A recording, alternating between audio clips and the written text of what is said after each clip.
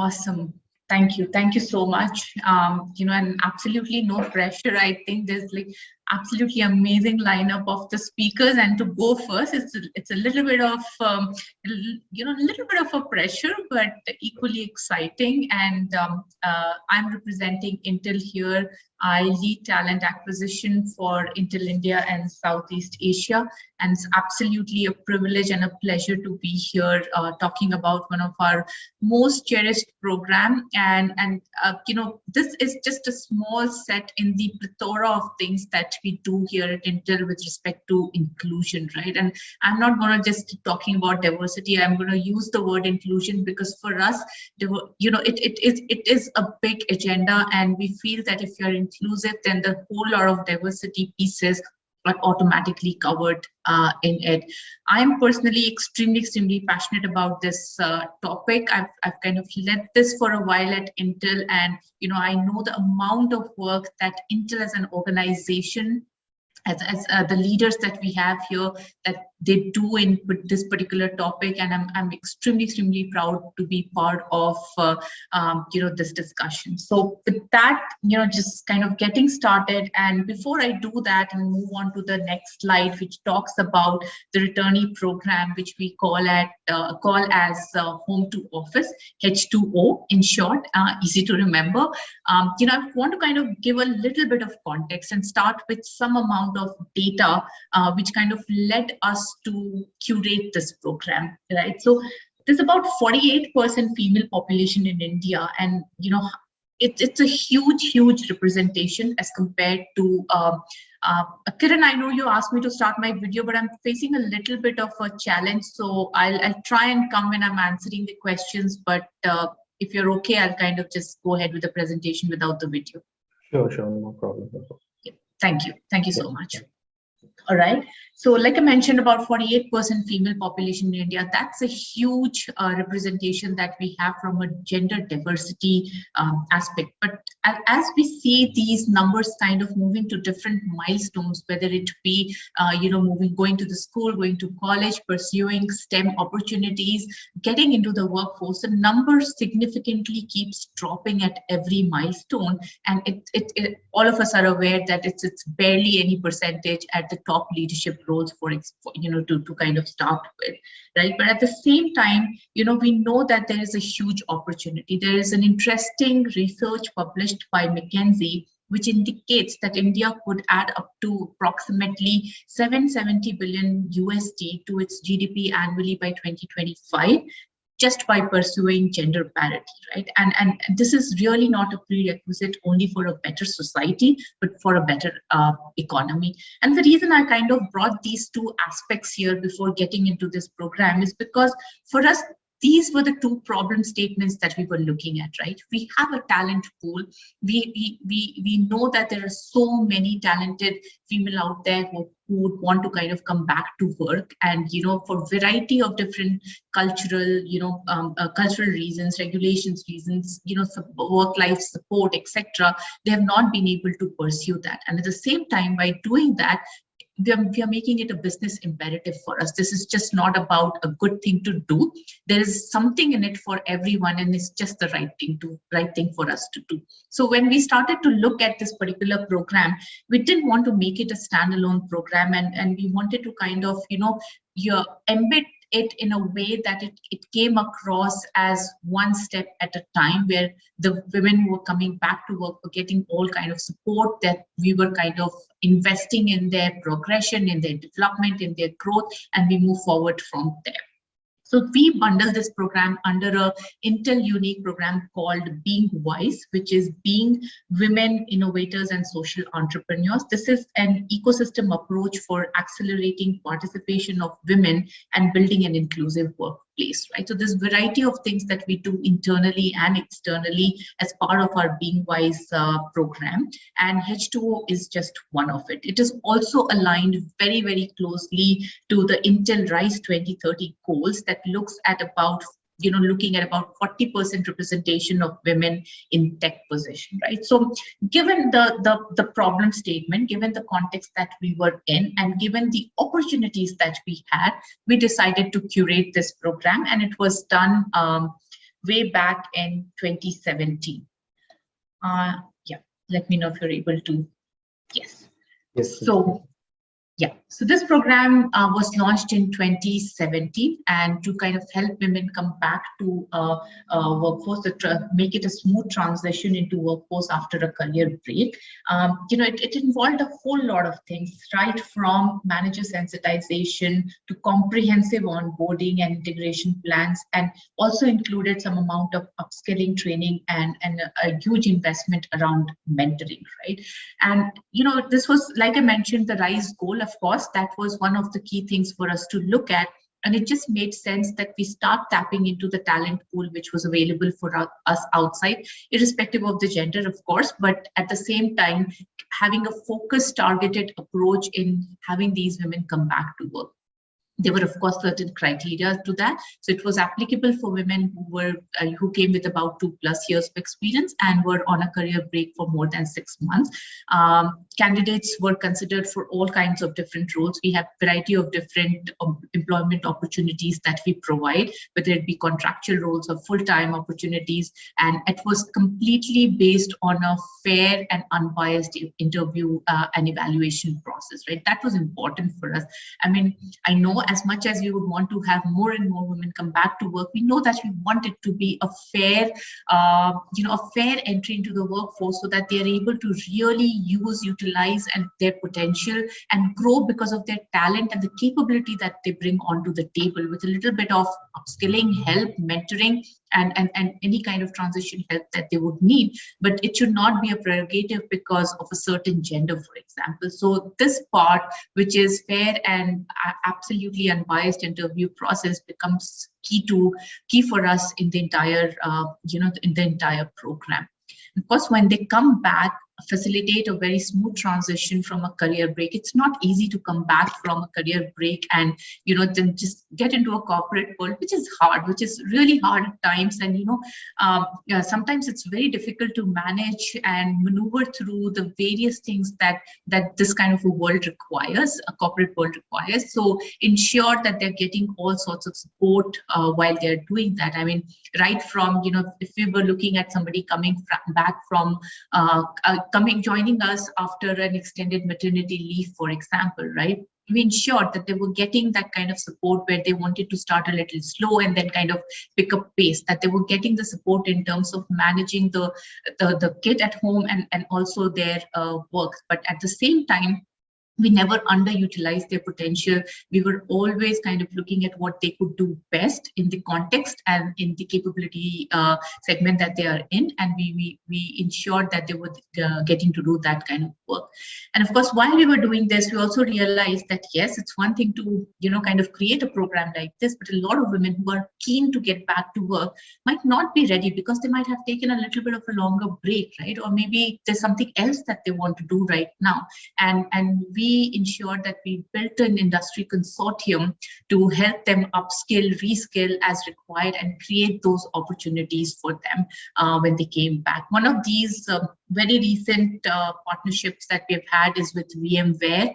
They have a VMware Tara inclusion program, and our Beamwise umbrella that I was talking about has partnered with them.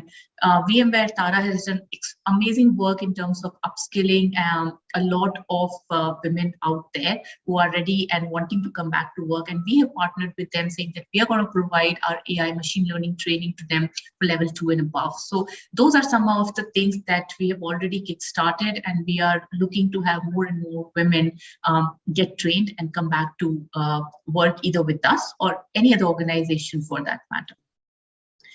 Some of the things that we have been doing in a focused approach has been very clear branding initiatives. So we understand, right? I mean, it's easy to say that, hey, come back and work with us, but what does it entail, right? How does that work?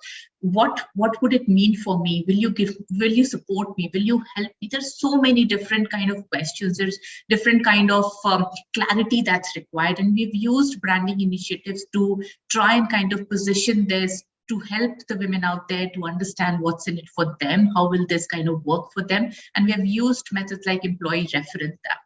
There's no better way than have one of your employees talk about the culture, the support, the kind of work that they are doing to somebody that they know, and that person applies. And we all know that it's so powerful, right? And that's something that we have been leveraging on quite a lot. Our social media campaigns have been huge in terms of this program, and we keep launching, relaunching basis what we are doing when the context changed, when COVID hit us, when there was work from home.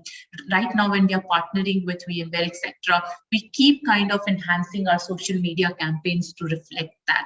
Participation in various events and conferences, of course, most of the organizations do that, and we try and kind of leverage that to talk more and more about the work that we are doing and get that talent pipeline excited about everything and wanting to join Intel and at least explore an opportunity with us. And like I mentioned, a lot of industry consortiums for joint D&I work. Branding is one thing, but we have to also ensure that we don't create biases within the system which is gating this process.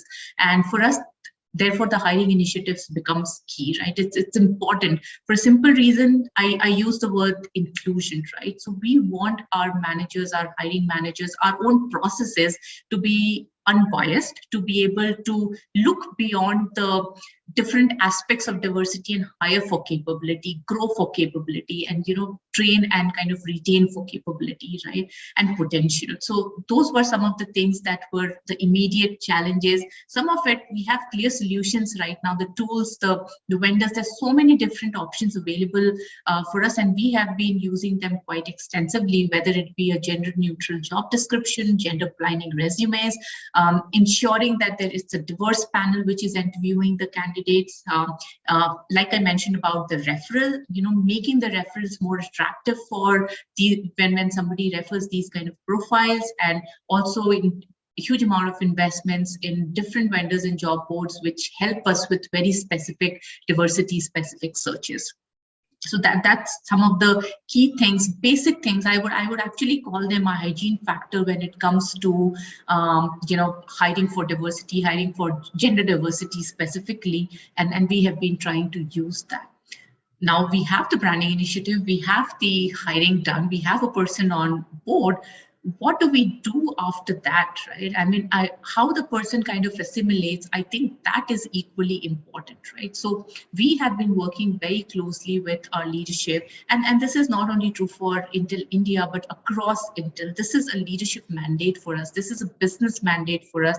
This is part of our goals. This is part of the work that we do in terms of having all our hiring managers being trained on inclusive hiring practices and gender sensitization, ensuring that we have diversity hiring goals. And of course, your hiring is one big piece, direct hiring is one big piece of how you would increase this representation at work and across different levels, and ensuring that we have a central pool of pre-approved requisition for hiring senior diverse leaders as well. So looking at all the levels and ensuring that we kind of, telling our direct diversity hires that, hey, you know what, this is a great place to be for a woman to be, right? So get more of your connects, get more of the people that you know, get more of your friends, family who are, especially the female population who would want to come and work for us at Intel, right? So really kind of creating that kind of a platform for all our hires. And while we are doing that, we all know that pay parity has been an issue. We've taken goals that's taking care of the pay equity issues. We have a very rigorous process on progression dashboard where we track promos and ratings to ensure that there are no gender bias. And I must kind of commend my, most of the leadership here. It's been a few years that we launched this program. It's been a few years that we've been specifically talking about some of these key topics on gender pay, wage gap, etc. And the kind of awareness that we have managed to build, I think it's amazing. The managers now understand, the hiring managers, the managers in the system, they understand the need for this, right? And they are more forthcoming. They ask a lot of questions. And all the right questions, right? And when they have the answers, they just go all out and try to make this happen for the organization, right? And last but not the least, facilitate transition from a career break. Like I mentioned, not easy to come back to workplace and just get started on day one. So it is hard, and sometimes it takes a little bit more help as compared to other times. And I think that little hand holding goes a long way, and that's something that we provide through various onboarding initiatives, various facilities, benefits that we have in place, and the kind of mentoring support that we plan. That's all I had on my presentation, but there's a specific key piece that I would want to kind of end with. I've been with Intel for about 3 years now, and I am one of these H2O candidates, I must say, because I took a break. I did have about a good number of years of experience working with different organizations. At one point in time, I just decided I needed time for myself, right? And I just quit. I stayed at home for about good solid more than 6 months. And, I wasn't really planning to come back to work. And one fine day, got a call from mentors through somebody that I knew, and I thought, okay, fine, let me just go have a conversation with them. Maybe I'll not go back, but just to kind of respect that individual, let me go back and talk to them. I went, and one conversation led to another. It's been 3 years, and I haven't regretted a single day of joining Intel, right? I mean, it's my story, and when I talk about this particular topic, I know that I'm talking more from my own experiences as well. And I stay very closely connected with some of the folks who've kind of joined back from work in different roles, different functions. Some of them have become friends. Some of them we share common challenges and we talk. And it's absolutely heartening to see the way that they have settled down and the way that they love Intel today. So extremely proud moment for me to present something which I'm exclusively part of as well. And yeah, open for questions now. Well, that was a great insight, Nupur. And coming from a A-list company such as Intel gives women more confidence to apply jobs, especially the women-driven jobs. So a couple of questions, and one of the questions is asked on various platforms, especially from women returnees. So what do we expect in terms of salary negotiation? How should they negotiate the salary? Should they go for the lesser package or go for a competitive salary? So that's one question being asked by many female candidates. So, I know I keep hearing this from so many different people, and, even within teams, this conversation keeps coming up. It doesn't matter, right? It doesn't matter where you're coming from, what you've done in the past, and, how long a break that you were on. If you're coming back to an organization, it's important both for the individual and the organization to get the person on the right salary at the right range, right? And sometimes it's just easier to say that, hey, that person, we just kind of doing a favor getting this individual back to workforce. There's not a favor. Like I said, that this is a business imperative. There's something in it for us as well. Why should you hire talent for anything lesser than what you would pay somebody if you would have just directly hired, with experience or without this program in place, right? So absolutely never negotiate for a lesser salary is what I would say. I mean, first of all, the organization shouldn't be offering a lesser salary, right? They should bring the person at the right grade, at the right salary, pay them for the capability and the potential that was evaluated as part of the fair and the unbiased interview process, and position that person at the right place right from the beginning. And this is where a lot of your pay parity issues would also be taken care of as the person progresses and moves into different roles, different grades, depending on what she's doing. But definitely never come for a lesser salary. And as organization, as representatives of different organizations, I'm sure that none of us do that. But if it's happening, we should stop it. We should absolutely stop it. That's a great insight. Thank you for that, Vibhu. And there's another question. This is again a frequently asked question. When it comes to continued learning, what opportunities do you offer for a woman returning back to work?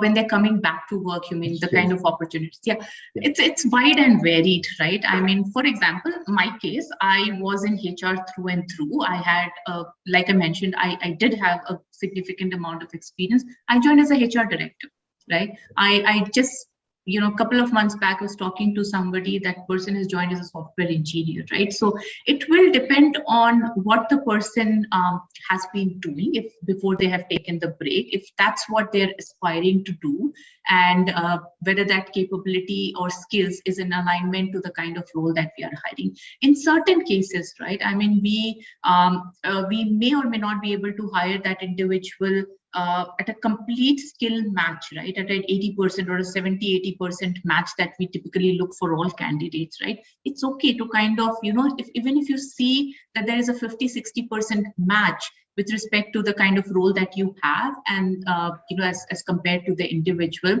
I would say use your, you know, upskilling, reskilling, training, mentoring methods to kind of help that individual come up to that 70-80% that you were looking at, if you see the potential as part of the evaluation process, right? So I don't think that a certain role should be reserved for a person coming back, you know, coming back to work after a break, right? It should depend completely on the context, on the skill, the person, their past experiences, their aspirations of what they want to do.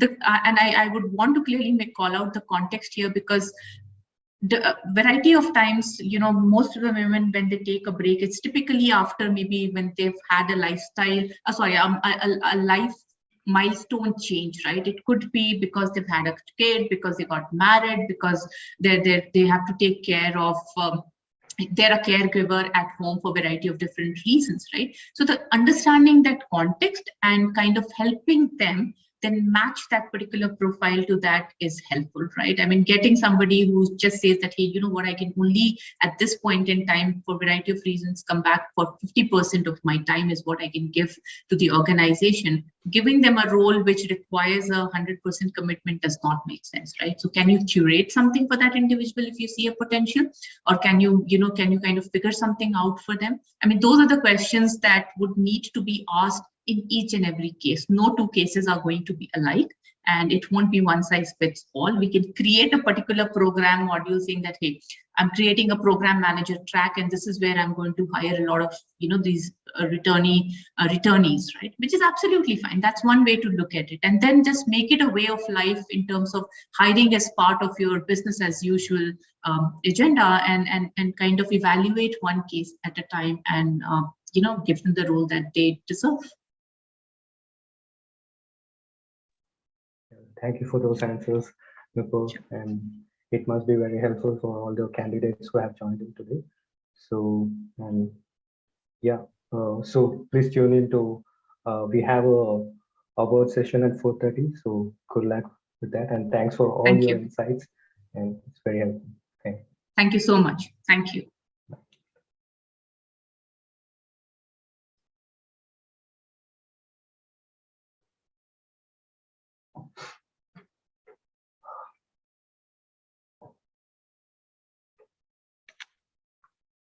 So the next speaker is from Thoughtworks, Thejaswini KM, Diversity, Equity, and Inclusion Specialist.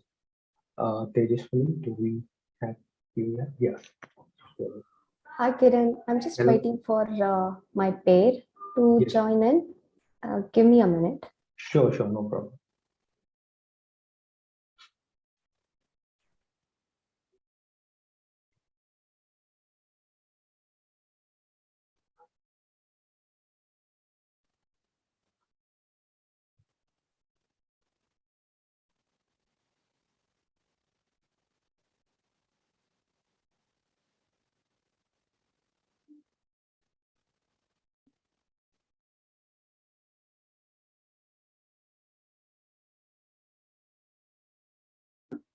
Okay, give me a minute. Nancy is going to join in soon.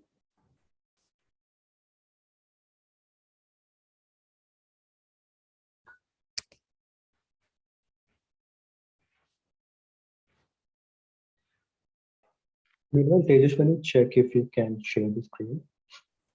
I'm hoping my pair would share, because currently my bandwidth is little low. So Yeah, we got also Nancy here, Maria Nancy, recruited program for Thoughtworks. Hello, Nancy. Welcome to Hi, Kiran. Thank Women you. Recruiters. Hi, everyone. Nancy, I think we can start. You could share your screen. Would that be okay?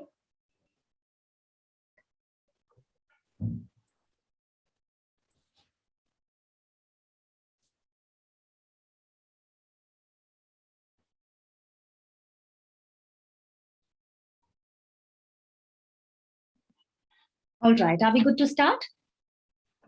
Yep. Yes, yes. Go ahead. All right. Hi, everyone. Good afternoon. So happy to be back on diversity event here, AccelHERate event here.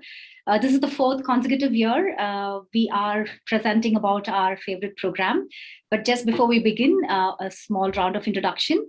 My name is Nancy. I've been at Thoughtworks for about 10 plus years now, and I've been in the recruiting space for nearly 2 decades. Bubsy is a very special program to me because I've been a returnee woman myself. Teju, would you like to go ahead with your introduction? Yes. Hello, everyone. I hope you're all safe and you're all doing well. My name is Thejaswini. I am the Diversity, Equity, Inclusion Specialist for Thoughtworks, and I also program manage Bubsy. I would like to straight away jump in. Nancy, shall we go in slideshow mode? Yep. Before we talk about our favorite program, we would want to talk a little bit about us and our diversity, equity, inclusion focus. We at Thoughtworks, DEI, diversity and inclusion is at the core of our values. It is a part of our DNA of the organization. We are a global consultancy company spread across 17 countries, 41 offices, over 10,000 plus technologists. We truly believe that diversity, equity, and inclusion has the power to create transformative change. And hence, we have our own areas of focus. So it is a very important function with us, and we have a very planned approach to how do we want to build this particular function at Thoughtworks. If we go to next slide. Okay, the entire approach of DEI is done over these 4 areas of focus. Finding and nurture diverse talent is all about finding the talent and also nurturing and giving them that right kind of support for them to grow at Thoughtworks. We have a target. We aim to be 40% women in tech, WGM in tech by end of 2022, which is this year. So it's quite a big plan for us. Many functions, recruitment, marketing, we're all coming together with big plans, and we're working towards to get there by end of the year. Inclusion and belonging is at the core. We believe that right set of training, right set of support have to be there for us to build the culture of inclusion, belonging, trust, and safety. So sessions like LGBTQ plus sensitization session, mental health and wellness sessions, being inclusive, which is an unconscious bias workshop, these are all catered to work towards this particular area of focus. Advancement and opportunities, it's all about building our next generation leaders. Our leadership program have a mandatory 50% women as a part of the program. And we also have something called tech lead in every offices. We are spread over 8 offices, and all offices have, if this particular role is done in pair, and one of them is mandatorily a woman. Retention and people policies, we constantly look at our policies, what we have, and we also look at what are the industry best practices, policies that is there, and we try to make our policies in line with that. Some of the policies that we would like to call out is flexi work policy. We have unlimited sick leave, we have our maternity and paternity leave, and we also in the year of 2021 we updated our POSH policy, and now it covers the virtual context as a part of workplace. In 2021 we also rolled out a new policy. It is the equal opportunity policy, which is in adherence to the bill that has been rolled out, which is for the people with disability, and also a transgender rights bill act. So that is the policy. That policy has it's a very big chunk, and we are very glad that we have rolled it for Thoughtworks. Okay. Yes, there was a lot of stats reports that you could find out on that will support the business case of why we should bridge the gap of gender gap in tech. we are trying to do that one technology at a time through our campaign, that is Talk Tech to Her. It is a campaign. It is not just a campaign. It is more than that. It is all about recognizing, supporting, and celebrating women technologists within Thoughtworks and also externally as well. So Vapasi, our program is an initiative of Talk Tech to Her. In one of the reports, we come across that it said that 50% of the women who take break won't come back to work. And the program is designed to cater for the women technologists who have taken a career break and wants to get back to work. This entire program is, right, tech is such a ever-changing industry. Like when you want to get back to work, just the aspiration of getting back to work becomes overwhelming because everything has changed so fast. Like in a blink of eye, things changes.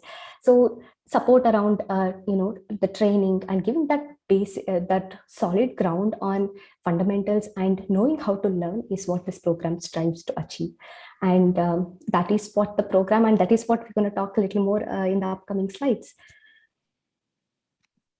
Okay, what is our objectives here? Enabling women in tech. When we say enabling women in tech, whoever, like when people apply with us, which means they want to get back to work. And the enablement is there throughout the process. It is in the interviews, it is them to make comfortable and encouraging them to apply with us and at least have that discussion with us. And during the training to give them that support and flexibility so that if they want to take couple of days off and still continue training, that works. And even in the internship, that flexibility and that support is given so that while they are on their mission of getting back to work, we will give them that support to enable that particular mission of theirs. Designed to address a gender gap, it is catered for senior women technologists and it is done for developers and quality analysts as of now, but we do have a couple more other roles in plan, which we will talk about a little later. Holistic support, I think enablement and support, it goes very parallel. When we say holistic support, it is not just in terms of tech skills, it is about the mentoring support that goes in, that push, that confidence that happens in the mentoring, saying, you did it before, you can do it now. So relax, you've got this, is what the theme of this entire mentoring is about. And the non-tech sessions like imposter syndrome, resume building, everything is catered so that they have the right set of technical skills and the soft skills for them to get started, complete this mission of getting back to work. And pay parity, we strive towards fair appreciation of compensation for women. So the program strives for this particular objective as well. Okay, our journey so far and how we've been connecting with the talent pool. We started from its inception to 2014, we have run 17 plus editions. I sometimes lost the count because it keeps really difficult in like 17, 18. So we'll just say 17 plus editions. We have learned every batch is very unique. There is not a single batch which says, it's like a same process. While the process same, every batch has its own unique context, unique set of individuals, and everything one-on-one customized support is needed. I don't remember a single program where their one-on-one support that was not given. It is needed. That's how unique the batch is. So from this face-to-face, we kicked off our first virtual batch. I just saw a chat. How big each of these batches are. We will come back to that, Deepti. Give us a minute on that. While we kickstarted our first ever virtual batch in 2020, it was actually big when we did just one batch. And we were very surprised to see we ended up doing 7 batches in 2021. And we have very ambitious goals for 2022. We want to do 12 batches for this. How have we been connecting with the talent pool? Over the year, we definitely see a change in the trend of how the talent pool is connecting. One of our biggest talent pool comes from our ThoughtWorker referral. ThoughtWorker referral is a very huge source, and we get 30% of our inbounds from, and most of the promotion will come from the referrals itself. And we do connect with external network, right? Jobs for Her, Women Who Code, W Square, HackerEarth, to give that additional boost for our program. While I want to talk a little bit about the stats itself, right? Over these years, we have seen 5,000 plus registration, almost 300 attendees, and 80 plus hires and 40 plus trainers who have given their 100% commitment to the program, and 100 plus volunteers that we have seen who have helped us either doing a bit of tech session, doing a bit of non-tech session, signing up to be a panelist, giving their weekend time to assign review certain assignments, things like that. So the program, the pool, connect internally and externally have grown over the years. This is what I would say looking at the timeline. Okay, what's new? Nancy, would you like to talk about this? Absolutely. Thank you, Teju. Of course, one of the key elements at Thoughtworks is, taking feedback and, looking at iterations, improvisations, and so on.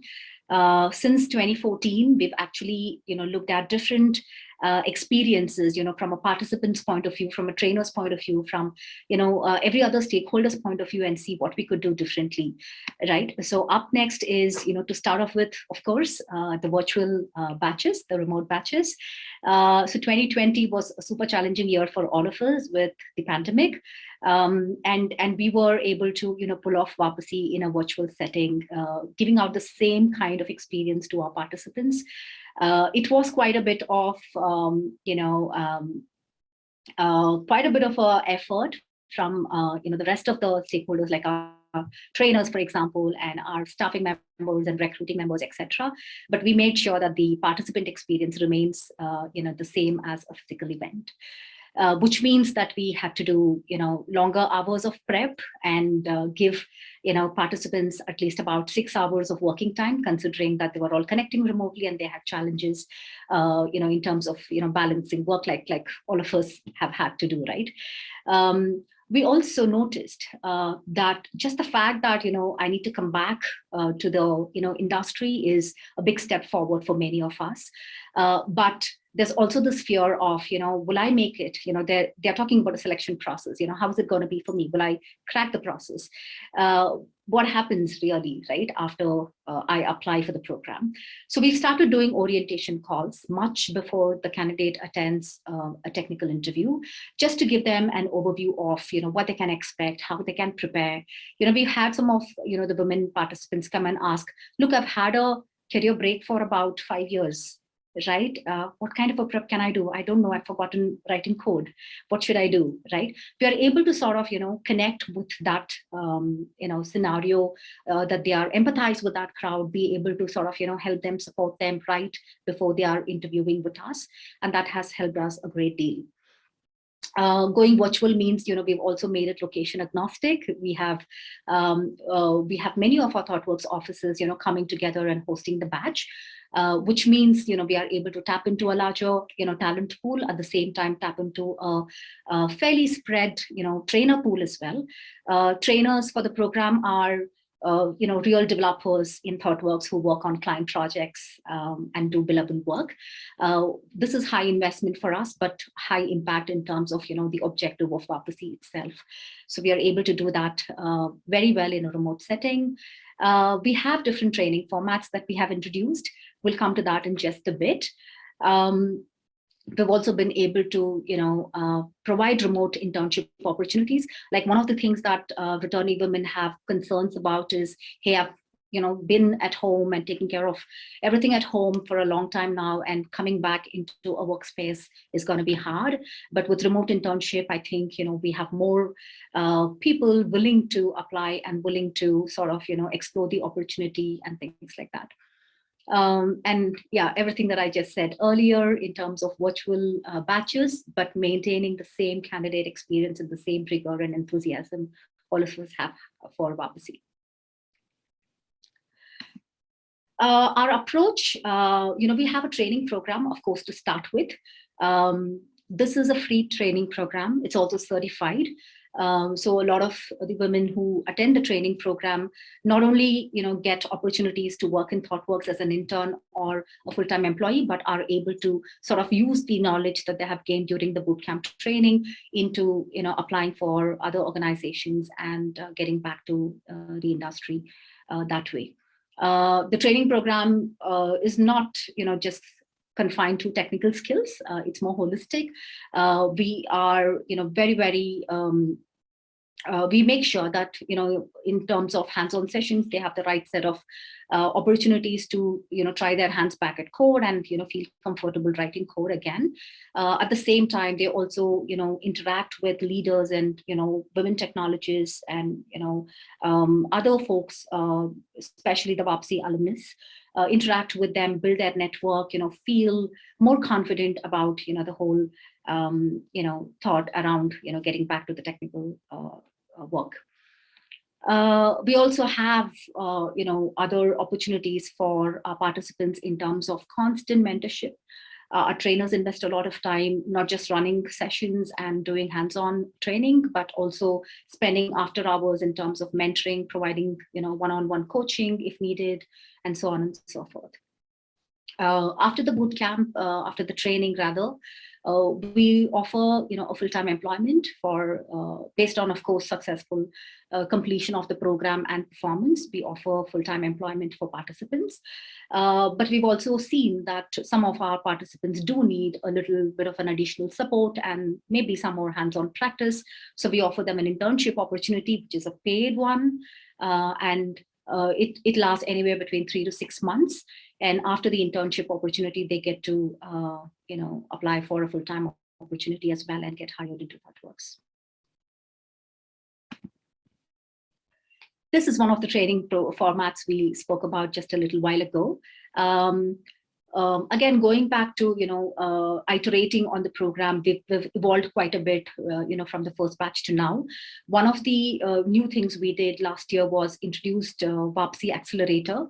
This came from the fact that not everyone needs a 5-week-long technical training, right? And there are a group of people, especially the ones between, the experience career break of 1 to 3 years, we felt we should be in a position to accelerate the learning journey and accelerate the journey back to work, through Bubsy Accelerator.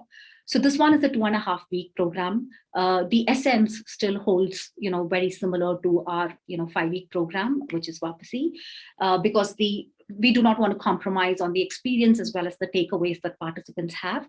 At the same time, we want to accelerate their journey because a lot of them, did show a lot of curiosity to come back into the industry, at a faster pace.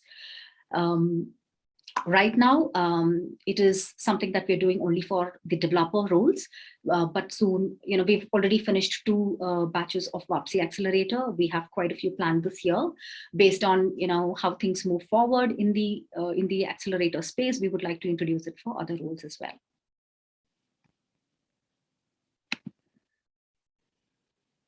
Yeah.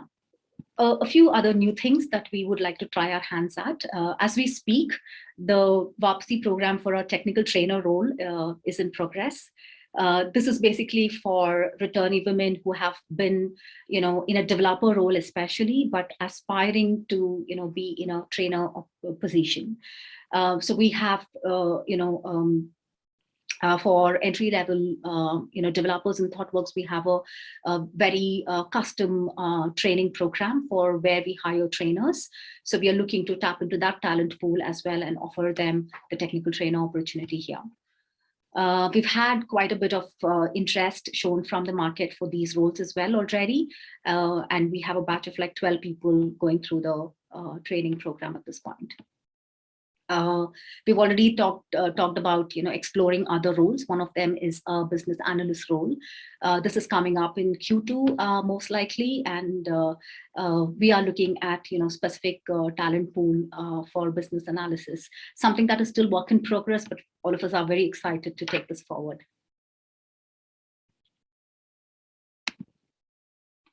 Bubsy. There are, when it comes to diversity, equity, inclusion, right? It runs in the DNA of thought workers, I should say. There are just way too many thought workers that help us, successfully deliver on this program. Thejaswini touched upon a few of them already, but right from, our leadership team to different functions who take the agenda forward in terms of Bubsy, right? Like your recruitment marketing team, your recruitment team itself. You have the infrastructure team who provide laptops and the necessary IT support to run the program virtually. In fact, in one of the recent chats with new hires, one of our Bubsy hire asked me, "Hey, how do you all trust us so much that even I'm not even a part of Thoughtworks, right? And you send us laptops home to work on. Like, how do you actually are able to trust us that much, right? So any possible support and any kind of a helping hand we need, we have the Thoughtworks team to reach out to. Trainers are extremely committed, and these are trainers coming from real projects, like I said, right? They spend a lot of time, working with our participants to help them build their confidence more than their technical skills. That's one of the things that I've heard every Vapasi participant talk very highly about, right? There are, Vapasi alumnus who come and connect. A lot of, women returnee who have, joined Thoughtworks much before Vapasi came into picture, like me, come and share, their experiences and their challenges and how they looked at, getting back into the industry kind of stories to just, help them, feel more confident and give their best for the program. So this is not, a one team effort. This is, of course, a collective effort and a co-owned agenda by all of Thoughtworks. All right. To talk about, a little more about the DEI at Thoughtworks. So it is a holistic effort, as it says. Along with the Vapasi as a program, we do have STEP. We have Interning with Pride. It is our LGBTQ plus internship program it is an internship program for LGBTQ plus community. So then we have Network of Women. It is our external community connect. It's just, we will pick up a theme. We will just get some awesome speakers, and then we will extend the invite to everybody, and we'll just have a discussion and we'll just network. We have our affinity groups, that is Women at Thoughtworks. Mitra Collective is our LGBTQ plus and allies affinity group. We have our social change interview or the culture interview as a part of our hiring process, which is basically for us to understand our candidates' perspective on social change and tell them that why we care about social change and diversity, equity, inclusion so much. It is just more of a, getting us to know better kind of a interview, which is something that I have heard a great deal about all the new joinees and thought workers, because it is a really good personal journey, reality check for everybody. So this one's everyone's favorite, I'll tell you. Other workshops that we do is Being Inclusive workshop and LGBTQ plus sensitization and awareness workshops that we have. Circle of Trust is something that we started back in 2019 and has picked up quite a big momentum. It is storytelling sessions around any themes. It could be around mental health. It could be around pandemic and how everybody went through.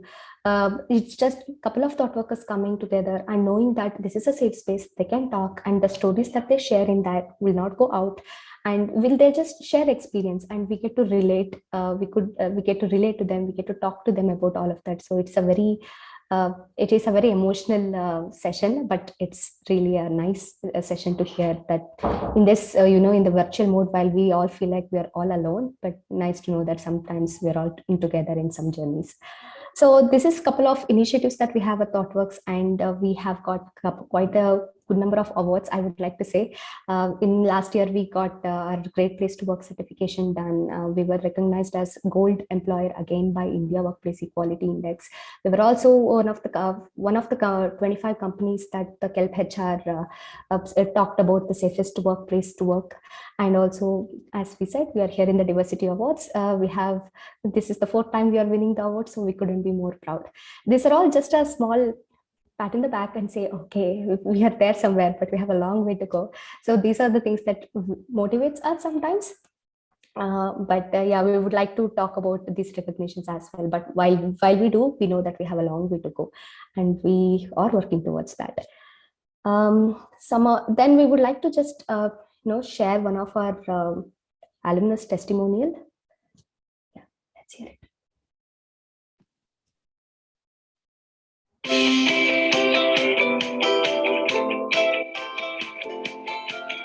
What stood out in Vapasi for me was the 3 weeks training program that we had. That was a roller coaster ride that I enjoyed. And the internship program, I was actually put into a real project wherein I was able to understand my potential, that I can travel quickly in any domain and show my skill set. I thoroughly enjoy working in Thoughtworks, and I look forward to the handful of opportunities that comes along my way.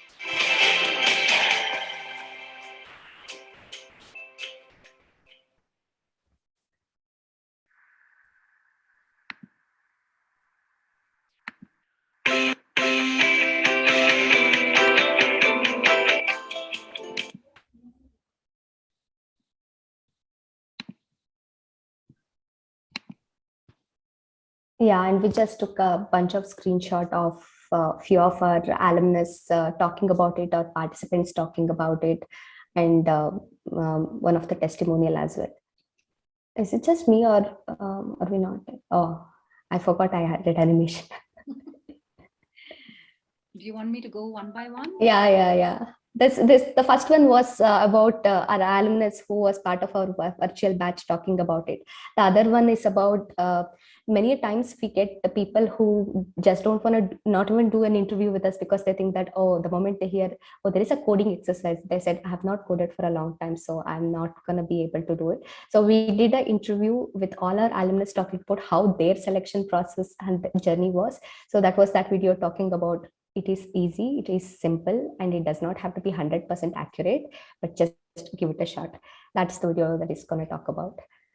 That is just talking about one of our Gurgaon participant talking about experience. One of the things that I would like to call out, right? Every offices does a little bit more on getting the program. For this particular batch, we have had many candidates who are not from Gurgaon, they're from NCR region.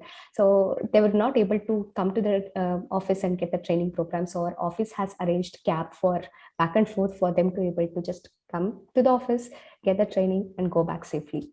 So I think that blog kind of touches upon that. And it's just about the program, and man, I do miss face-to-face, but virtual has its perks too. That is we're talking about. We have one of our trainer who was part of the first virtual batch, and she wrote a blog about it, and it was a really inspirational blog, and that we take it. So that particular post is on that. That is one of the testimonial from our recent November QA batch that we have. She's the lead QA consultant at Thoughtworks. And this is one of the participants who wrote a blog about their experience. Of course, it has Mac in it. In the last part of the program, when we talk about your experience report, the first they say is like, I got Mac. And I can so relate to them because I was in their exact position when I got Mac. So I was like, I got Mac. And I was like, high five. So very relatable. So yeah, that's about it. And thank you so much, everybody, for patiently listening to us. And that's it. If you have any questions, shoot at us. And I do want to add to Deepti's chat. That ideal batch is what Nancy has said is 25, but we have gone overboard. We have had 30 as well. The idea is not to have more people. We follow a very strict ratio of 1:5. Like for 5 participants, 1 trainer ratio. Because if you go more, it won't be a pleasant experience for them, nor it won't be a pleasant experience for trainer. So we do keep that in mind. Whenever we are more than batch size, as we said, right, introducing the Bubsy Accelerator, we come up with different training formats for us to accommodate everybody and not to lose out the training experience. Great. Thank you, Thejaswini and Nancy. That was a wonderful presentation with all the data, and hopefully all of our candidates got benefited from that. Thank you. So, yeah, we do have a couple of questions from our candidates. So I will read out to you.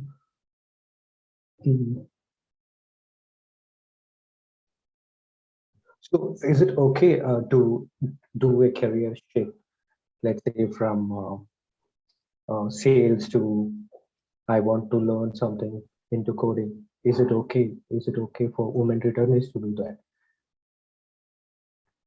Oh, of course it is okay.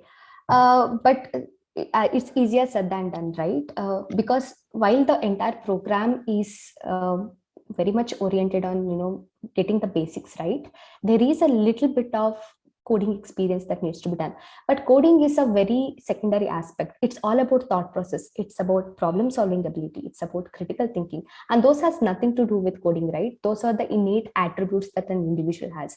As long as they have that and they have, an ability to learn and have done like a little bit of coding or just able to solve like one problem, that is like more than enough for the program for them to apply with us. I see that a way, but there are many other ways that even we have seen. There is, at Thoughtworks, there is like people do mentor externally. So sometimes I have seen people mentoring outside of their professional space, and then referring to us, and then they will get to us. We have had one of the profiles, but not like a sales to a tech profile, but they were a quality analyst, but they wanted to get back to a developer role. Although it doesn't very much, both of them had to have a little bit of coding experience. That particular thought worker did give them that additional support and that coaching, and then they applied with us for a selection process. Yeah, great.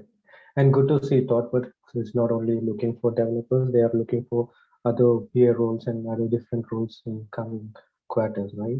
So that's a good news for most of the women returnees. So most of the women returnees are mostly from marketing background, sales background. So it's a good news for them coming from Thoughtworks. Yeah, to that additionally, while this program is for for technology, right? If there is any opening roles on which is not a tech role, which is a non-tech role, I don't think career break should really matter much. If you apply with us and if you're able to clear the interview, that should be good enough. Career break really doesn't matter. What do you say, Nancy?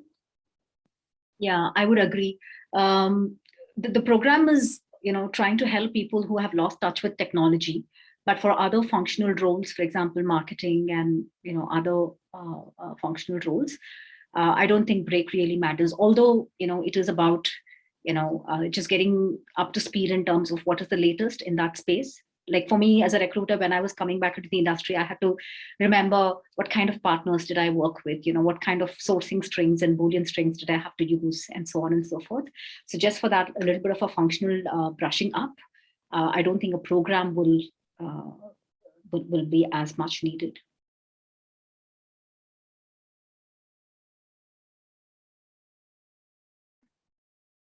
Great.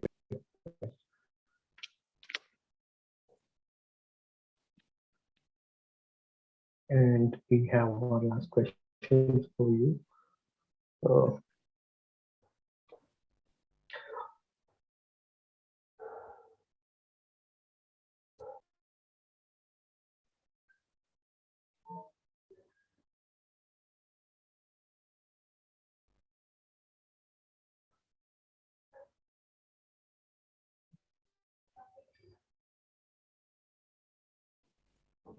So what is the involvement level with respect of designing this diversity programs across the companies? I'm sorry, I kind of missed. Can you please repeat? So what is the involvement across levels with respect to designing this diversity program? So you said you take suggestions from candidates as well, right? So is there any good suggestion that you've taken and implemented in your diversity policies for women returning? Yeah, I don't want to give this away as a spoiler. Ever since we started Bubsy program, one of the things that we get questioned as, why just women? Not women only, not women just take a break, right? Everybody can take a break, like men can also take a break. We are working internally to come up with a program called Restarter for All. And it is a returnee program. The model, everything that we use for Bubsy gonna stay the same, and it is gonna be for anybody. It could be for women, it could be for LGBTQ plus community, it could be for men. So that is something that we are working on. So yeah, you could say that that's one suggestion that we have taken, and we are working that on seriously. And in one of the slides that you shared, and I saw one man in the group. So is he also a returnee? No, I think they are just office still photo shoots that we use. They were a trainer. There was a trainer. Okay, trainer. Okay. But next time, if we won and if you get a present, maybe we will add that slide too. Sure, great. That would be good to see. Great. Okay, thank you for having us, Kiran. It was lovely to be here. And so thank you, Thejaswini. Thank you, Nancy, for thank sharing you. all your wonderful thoughts. Yeah. Great. Thank you. And we have our next speaker here today, Praveen Kumar Voona. He's a HRBP and a recruitment leader for Airbus Group. India Private Limited. Hi, Praveen. Good afternoon. Are you able to hear me now? Guys, you have to unmute yourself.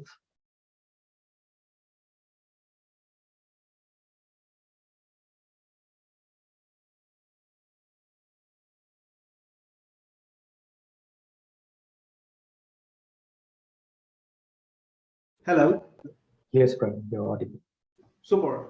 I just had to change the source. Thank you so much for hosting me in this event, and I'm glad to see the progress what Jobs for Her is making.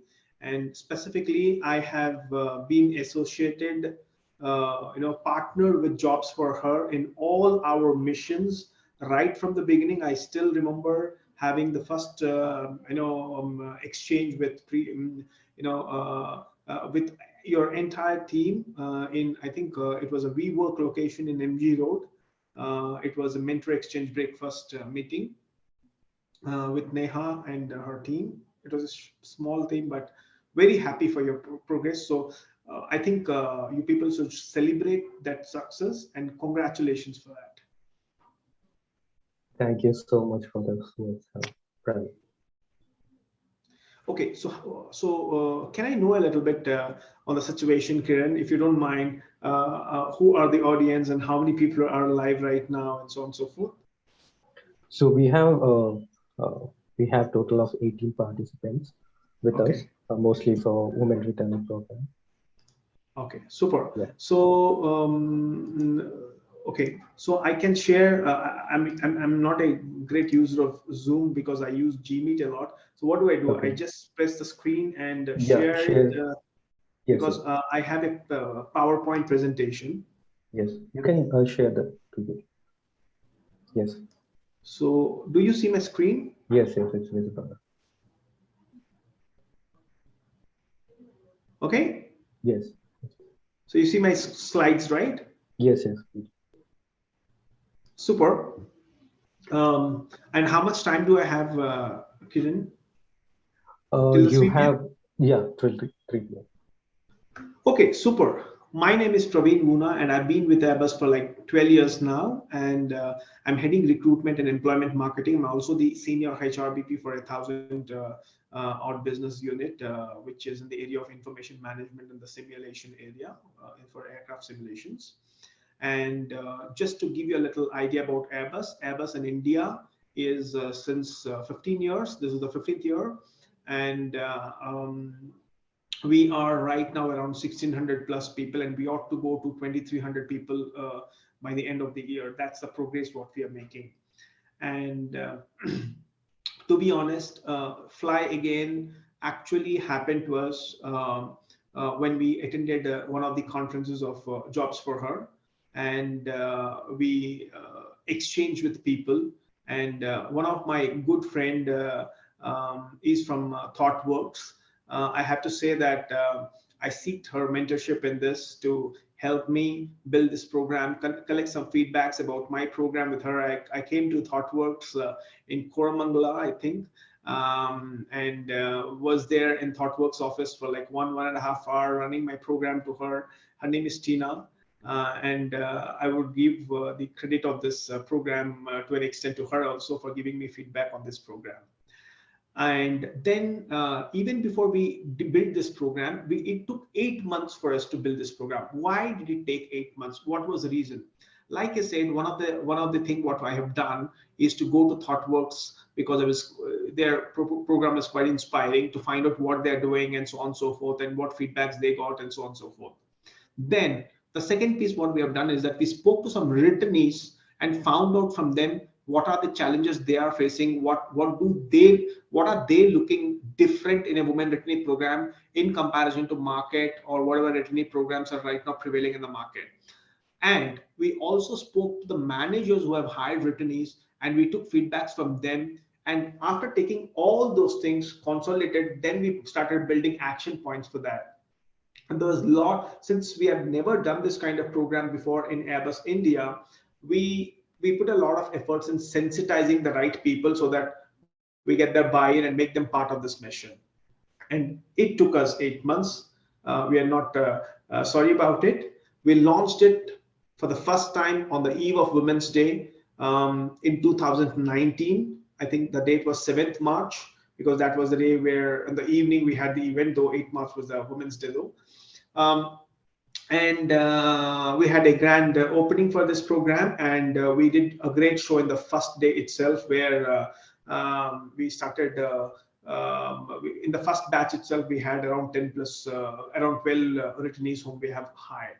But this is how it is. But what does this program mean for us? Like everyone, Fly Again program is a women returnee program exclusive for Airbus India, where we wanted to give opportunities for talented professionals who took break from their workforce, break and are looking to restart their careers. And now, in the coming slides, I will tell you what is that uniqueness we brought after collecting feedback from people. Okay, of course, there are some key challenges which we all know, that we have the talent pool scarcity. We have to work on the mindset change. We have issues here to integrate the returnees after a career gap of 2 to 10 years. And I really mean it. We have one returnee where she's working after 8 years because of some responsibilities back at home. And we wanted to have some well-structured training and development programs. And we weren't ready for that because we never did it. We had to take help from external agency to external consultant to get their feedbacks on what we do and so on and so forth. And what we did here is that we clearly understood that this program is not a bottom-top approach. This program should be a top-down approach. And we had a full support of the leadership team committee, and it is called as MBI, the Management Board of India. And we worked on the policies what we had, and we have worked on training and sensitizing the internal stakeholders and fair treatment to the returnees. What did we do? What was that? How our program is unique is I got feedbacks. The first thing is that when we let us look at on the returnee perspective, top 3 things. The returnee said that I do not get to know completely where I have to go to apply for what and so on and so forth. That is where we clearly decided that we wanted someone who is an expert, who is a veteran in this area. That is where we tied up with jobs for her to do all our events. And we, even though we have a very big recruitment team, very potential, we did not want to do that by ourselves, and we are still doing through them. Second, the feedback given by the returnees are that we might get interview calls, but when we attend the interviews, sometimes we feel that the interview is not taken forward to listen to us. And people know that we are returnees, and we know that there are some gaps, and we are sure we fail, but somehow in the interview I lose my confidence while talking, because I don't know if they are really interested in hiring me and so on and so forth. The first thing what we did is that while we are doing the returnee program, we ensure that at least one panel member is a woman. And second piece, we do a lot of effort in sensitizing the managers and give them a clarity on what should be expected and what should not be expected. And we sensitize them on what is the onboarding process, because of which they can feel confident that they can hire a returnee. But of course, that was done for the first batch. But after that, since now there are a couple of returnees in the group of first batch, they are high performers. They're always in the top 5% right now. I'm very happy to confirm that. Now we don't need to do that because they've already seen the results. Third, returnees say that, listen, even if I'm getting an opportunity, I'm getting the opportunities in the market for internships or a certificate of upskillment so that I can find a job outside. That's the kind of facility, but I do not have. I am looking for a full-time job. I said, fair enough. That's okay, because every company has their own constraints, and based on that. But at least at least I'm happy to see that a lot of companies are coming and giving an opportunity for you to learn what's going on, pick up and scale up, and you're market ready, your finishing is done. But we said, what can we do for that? We said we will, to start with, definitely we will not go with the internship approach. Whatever it is, we will go for a full-time job role. And we will normally open an RFP, and it will be like a full-time job role like any other external hire. That's sorted out. Now the returnee said that, listen, somewhere I feel that when I go back, yes, I worked for 5 years, then I took a 4 years break, but somewhere why, I don't know why people treat me as a fresher, because the accountabilities and everything are the same. Then we said, listen, one thing we can do is, to be fair, is to ensure that we consider 5 years of work experience. And today, whatever in Airbus India, a 5 years experience candidate employee gets the job for a full stack, the same salary you would be getting. So we got really good feedback, and that is where we got the confidence from them that, yeah, this is the right place for us, because we treated them fair. And then the last point was that, okay, we come in, we don't get the right support, and we are treated differently. We ensure that we not only sensitize the manager, but also the team, that so that they make it inclusive, and they never treat them special. Instead, they support them special, right? And they are very welcoming, and they're given equal opportunity and being inclusive. And then we also have something called as a booklet for Fly Again, where the moment the person joins, and they generally join in batches because it's easy for us to drive the orientations, we give that booklet, and that booklet is very, very personalized, and it is easy for us to make it. It's not very difficult because we have every batch 15 people or so. We give it to them, it's very personalized, and their entire trainings, what are the skills, what is the skill matrix, everything, soft skills, who will be your mentor from the leadership, from the management board, who will be your coach, everything will be written for them, and they know from now to the next 8 months how will the journey go through. So that gave them a lot of confidence, where we addressed that. Now coming to the manager's perspective, manager says that, listen, I'm fully complying to what you say, I'm fully aligned, I wanted to really support you, the initiative, because it makes sense, but I also have to abide to the business commitments and so on and so forth. That is when, for the first year, we had to convince them and make our onboarding setup very, very strong, such that they are they are fully geared up in terms of upskillment of technical as well as behavioral skills, so they can start their activities and everything like anyone. And it actually worked out, because we closely worked with the managers to run this. So you can see some pictures here where we have mentoring connect with Airbus employees, so that they exchange and so on and so forth.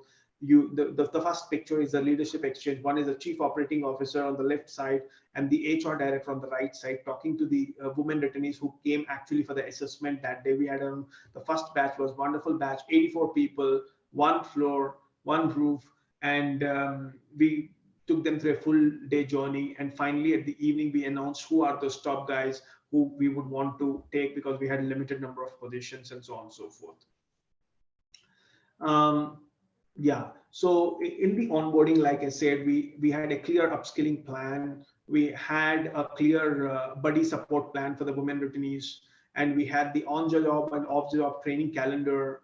We made them part of our internal communities, be it as Balance for Business or Women in India Network, and a focused mentoring program, where we had our leadership team being mentor for them for next 6 months, and then having a coach support also.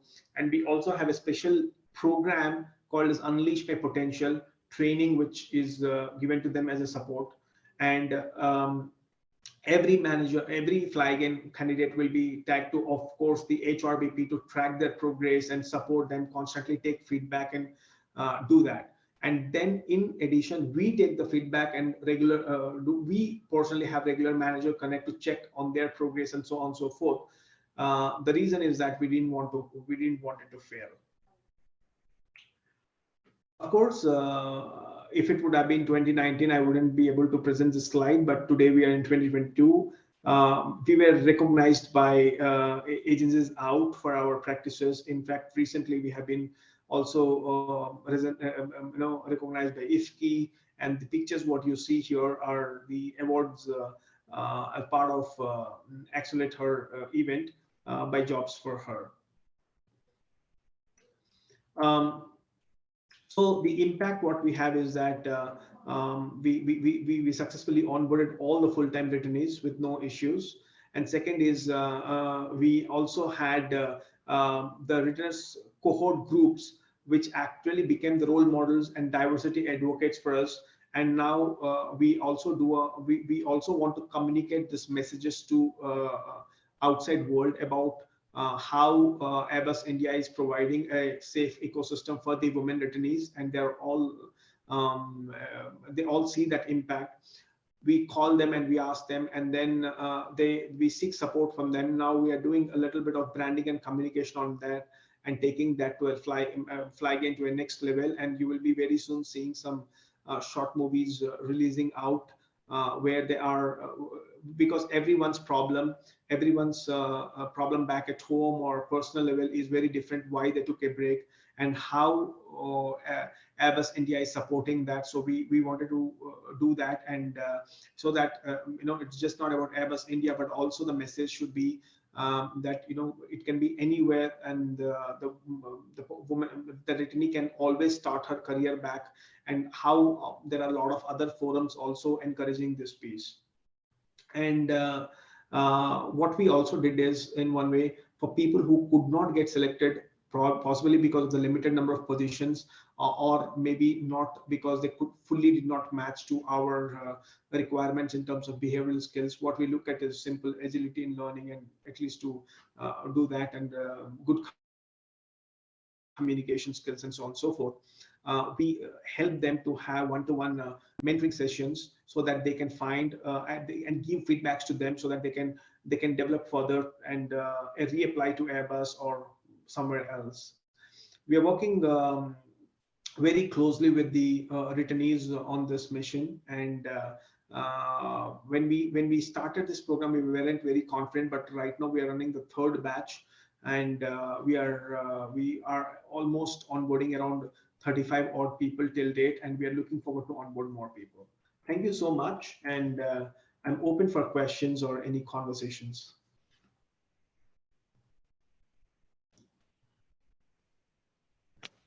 Thank you so much for that presentation, Praveen. That was great. I mean, it was good to see that first ever batch, you had 84 participants joining in for the batch, and it's unfortunate that you can't take them all. We can understand that. Yeah, we do have few questions here. So what is the biggest obstacle for women when they are restarting their career, and how can companies help them to overcome this things? Okay. I mean, based on, I'm not telling an opinion here. It is what I have collected information from them, and what they have expressed. The biggest obstacle today for most of the women when they restart their career is to get a clarity on how they would want to restart. There should be someone who should support. It can be a friend, or it can be a colleague, a previous colleague from the corporate, or it can be a family member who really need to help them to come back to the track, right? The first thing. Some people are by default blessed with that. Some people may not be. So that is the first obstacle I would feel. Once they come to the actual thing, they need to be counseled well on ensuring they prepare well for this conversations of the selection process and so on and so forth, right? And lot of this is on this foundation, because a lot of people, I've attended conferences where I was being given as a mentor for in batches for 5-6 women, and all of them have consistently shared with us that, do you think really this program, there are returnee programs where we would find jobs, right? So this is something which we will have to remove from their minds, because they are there is a little bit of difference in confidence level. But what I see that in today, from the last 3 years, things have changed. Now, I mean, people have come for jobs directly, but now I see that people, even before they start attempting for a job, they improve themselves. they take up a MOOC course, they do some upskilling in Udemy or Udemy's of the world, and they're quite prepared. And I see, even today morning, I spoke to a returnee who is working with Airbus, and she's doing extremely good, and we're very proud to have her here. So she was sharing her story with me in this entire piece, and she's saying even today she's in touch with Jobs for Her, because we hired her to the Jobs for Her platform, and she says that Jobs for Her kind of communities are helping her to speak out the problems or issues, and they're counseling her back with solutions and coaching them. So I'm sure there will be this kind of communities will be able to remove these obstacles. And I would strongly recommend, I'm not sure how many people look at this message, but I would strongly recommend that people who are looking to restart their career should be part of these communities and should be exchanging with people. Especially with this niche group networking kind of groups, where they have to frequently share their thoughts, opinions, so that they get advice from the mentors so that they can progress eventually. Okay, great. So I do have another question for you. So do you have anything that focuses on emotional and mental well-being for returnees?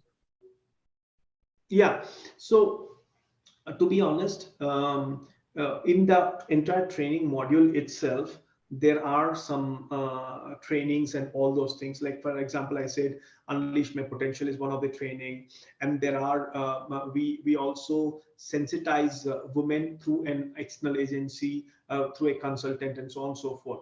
Over and above that, generally as mental health topic, we do at least 150 plus programs every year for our employees. Okay, we do not have the expertise. We have tied up with an agency who does all these things for us. However, the program is run by us, right? The facilitation is done by them. We have an exclusive one person in the HR who drives these programs, and they're part of that. Great, good to know. Yeah, so thanks for sharing all those thoughts, Praveen. It was really a great presentation and a good session. And thank you for asking all those question participants. So I hope you got all your answers from Praveen. And having said that, we have reached the time limit. I'm sorry for that. And we will ask you to please wait for until 4:30. We have a diversity award session. So good luck for that, Praveen. Thank you so much, Kiran. Thank you, everyone. Okay, thank you.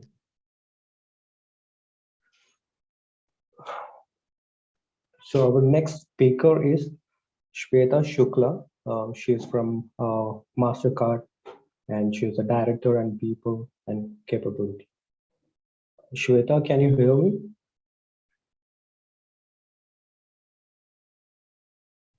Hi, I can hear you, Kiran. Just give me 1 second. I was just trying to get my video on. So currently my house is undergoing repair and paint work, so I'm sort of a nomad shifting here and there. No problem. You can adjust with that. Thank you for accommodating.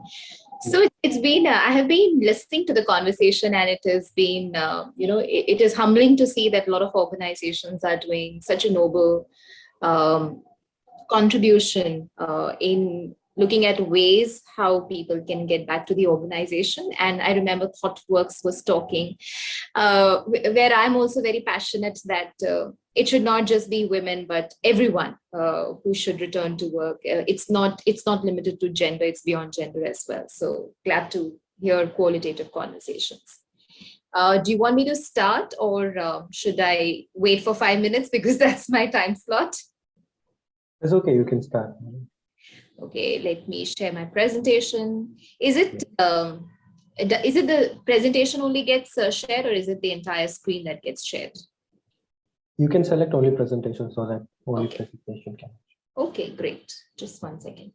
Yeah. We are very used to MS Teams, and Zoom is something yet not equipped, but okay, let's start. And my presentation is not limited only to the Returnship program. And before I start, a quick introduction. My name is Shweta Shukla. I work as Director People Business Partner, which in the outside world, we call it as HR Business Partner. And I have been associated with Mastercard for around 6 years and 5 months.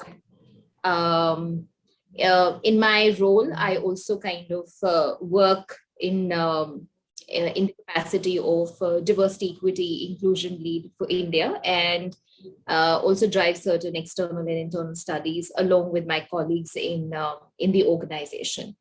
It's been a lovely journey, and I have a lot of gratitude for the organization because it has invested a lot in me to be a wonderful professional. And here I stand today presenting my organization to you.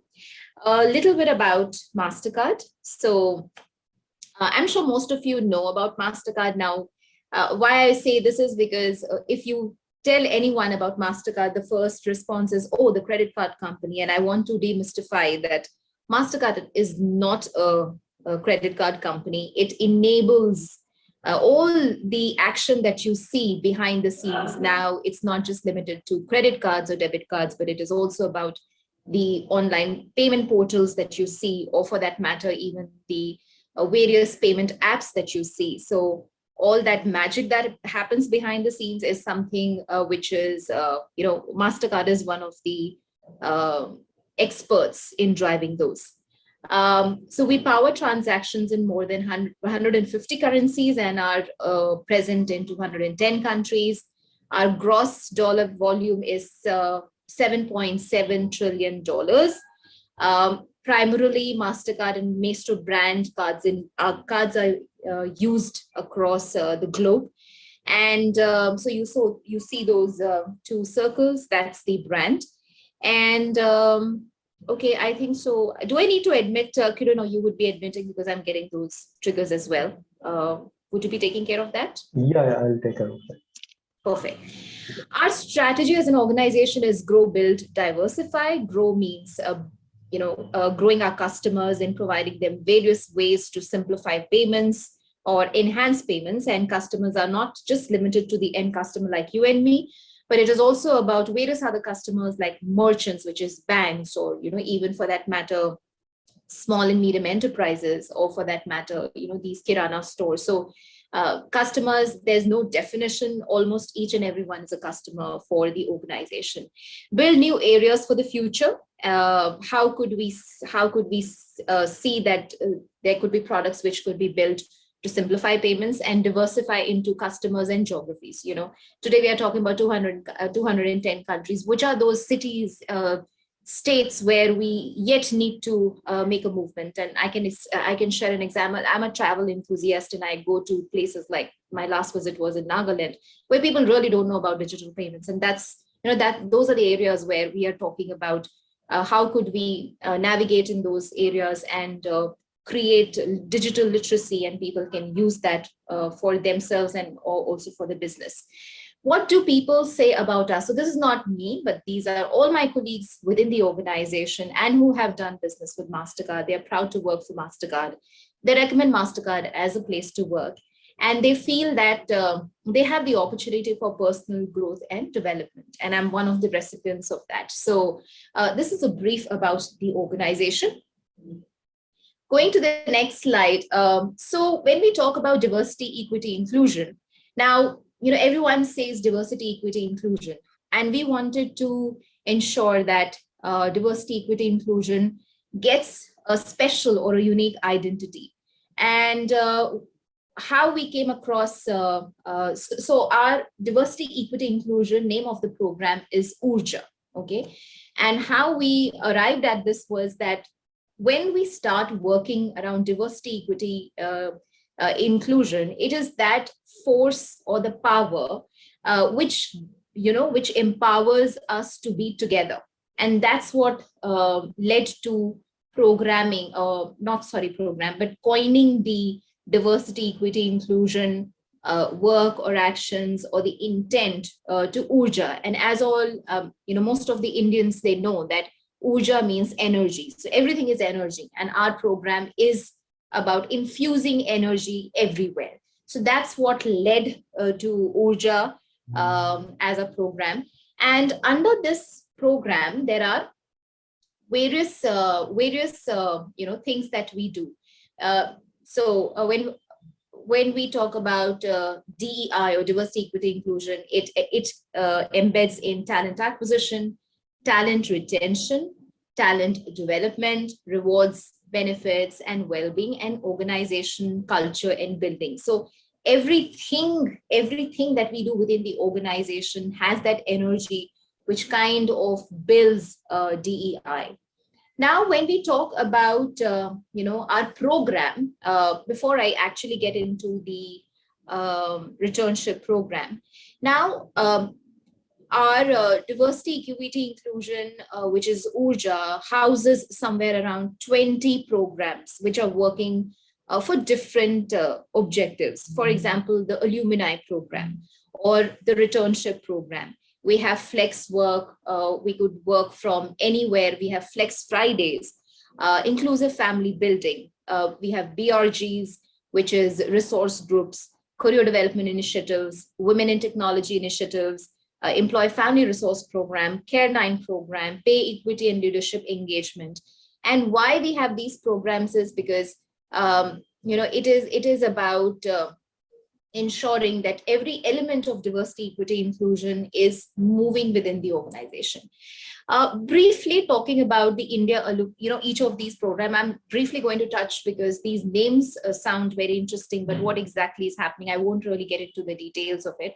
But alumni is basically a community. So the people who have left us, we as an organization keep in touch with them, and we have kept our doors open if they want to come back and join the organization. This is not limited to a specific gender. It is meant for everyone. And we are glad to share that we have been able to rehire some of our ex-colleagues back to the organization. They are very enthusiastic to be back with us. Returnship we'll touch at length later.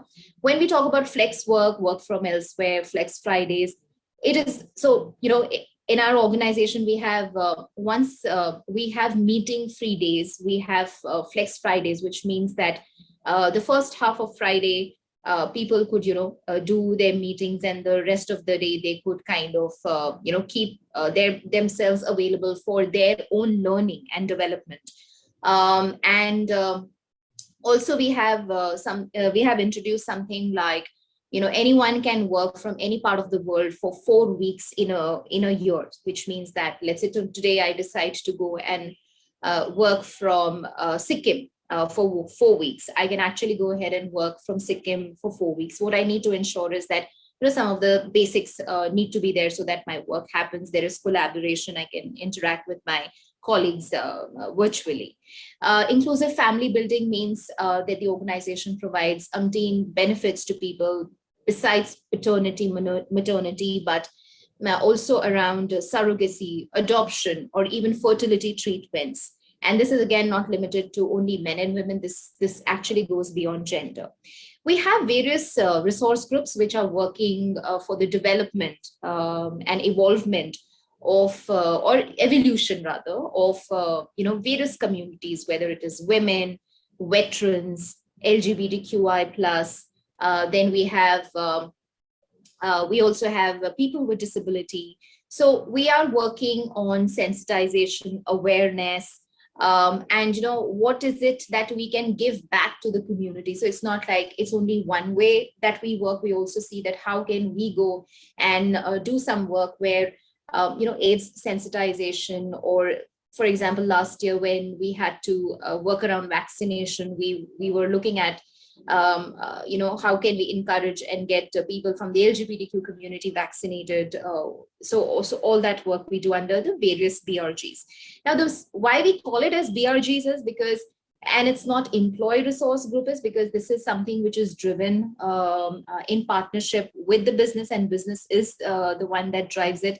And when we work under this, what we keep in mind is that how is it connected with the business objectives and goals. So it's not that we are doing something because we want to do it, but it should eventually meet the business or the organizational goals and objectives.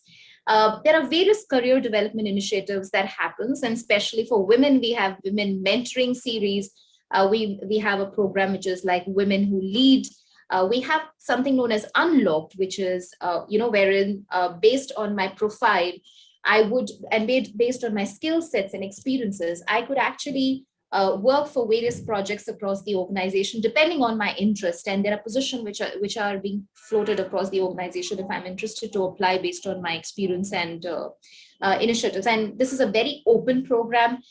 People get to actually work with people across India, and that's how it helps them to groom. They also get the global orientation and insights.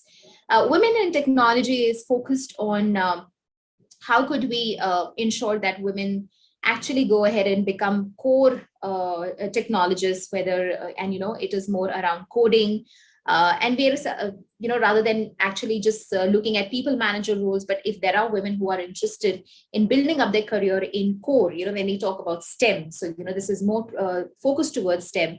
And we do a lot of work around it, whether it's Codeathon, Hackathon. There are different kind of events which are done where women get an opportunity to learn and then accordingly try and test their skills in different projects. And this is somewhere tying into the Unlocked program. Employee and Family Resource Program is more around mental well-being, physical and mental well-being.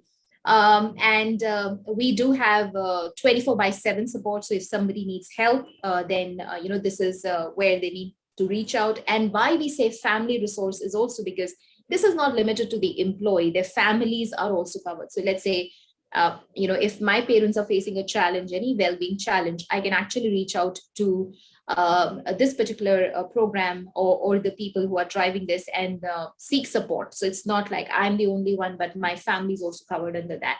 Care9 program is for people who are undergoing maternity, and this is not limited to women colleagues, but even the spouses of our male colleagues, where the assistance is being provided by from prenatal to postnatal.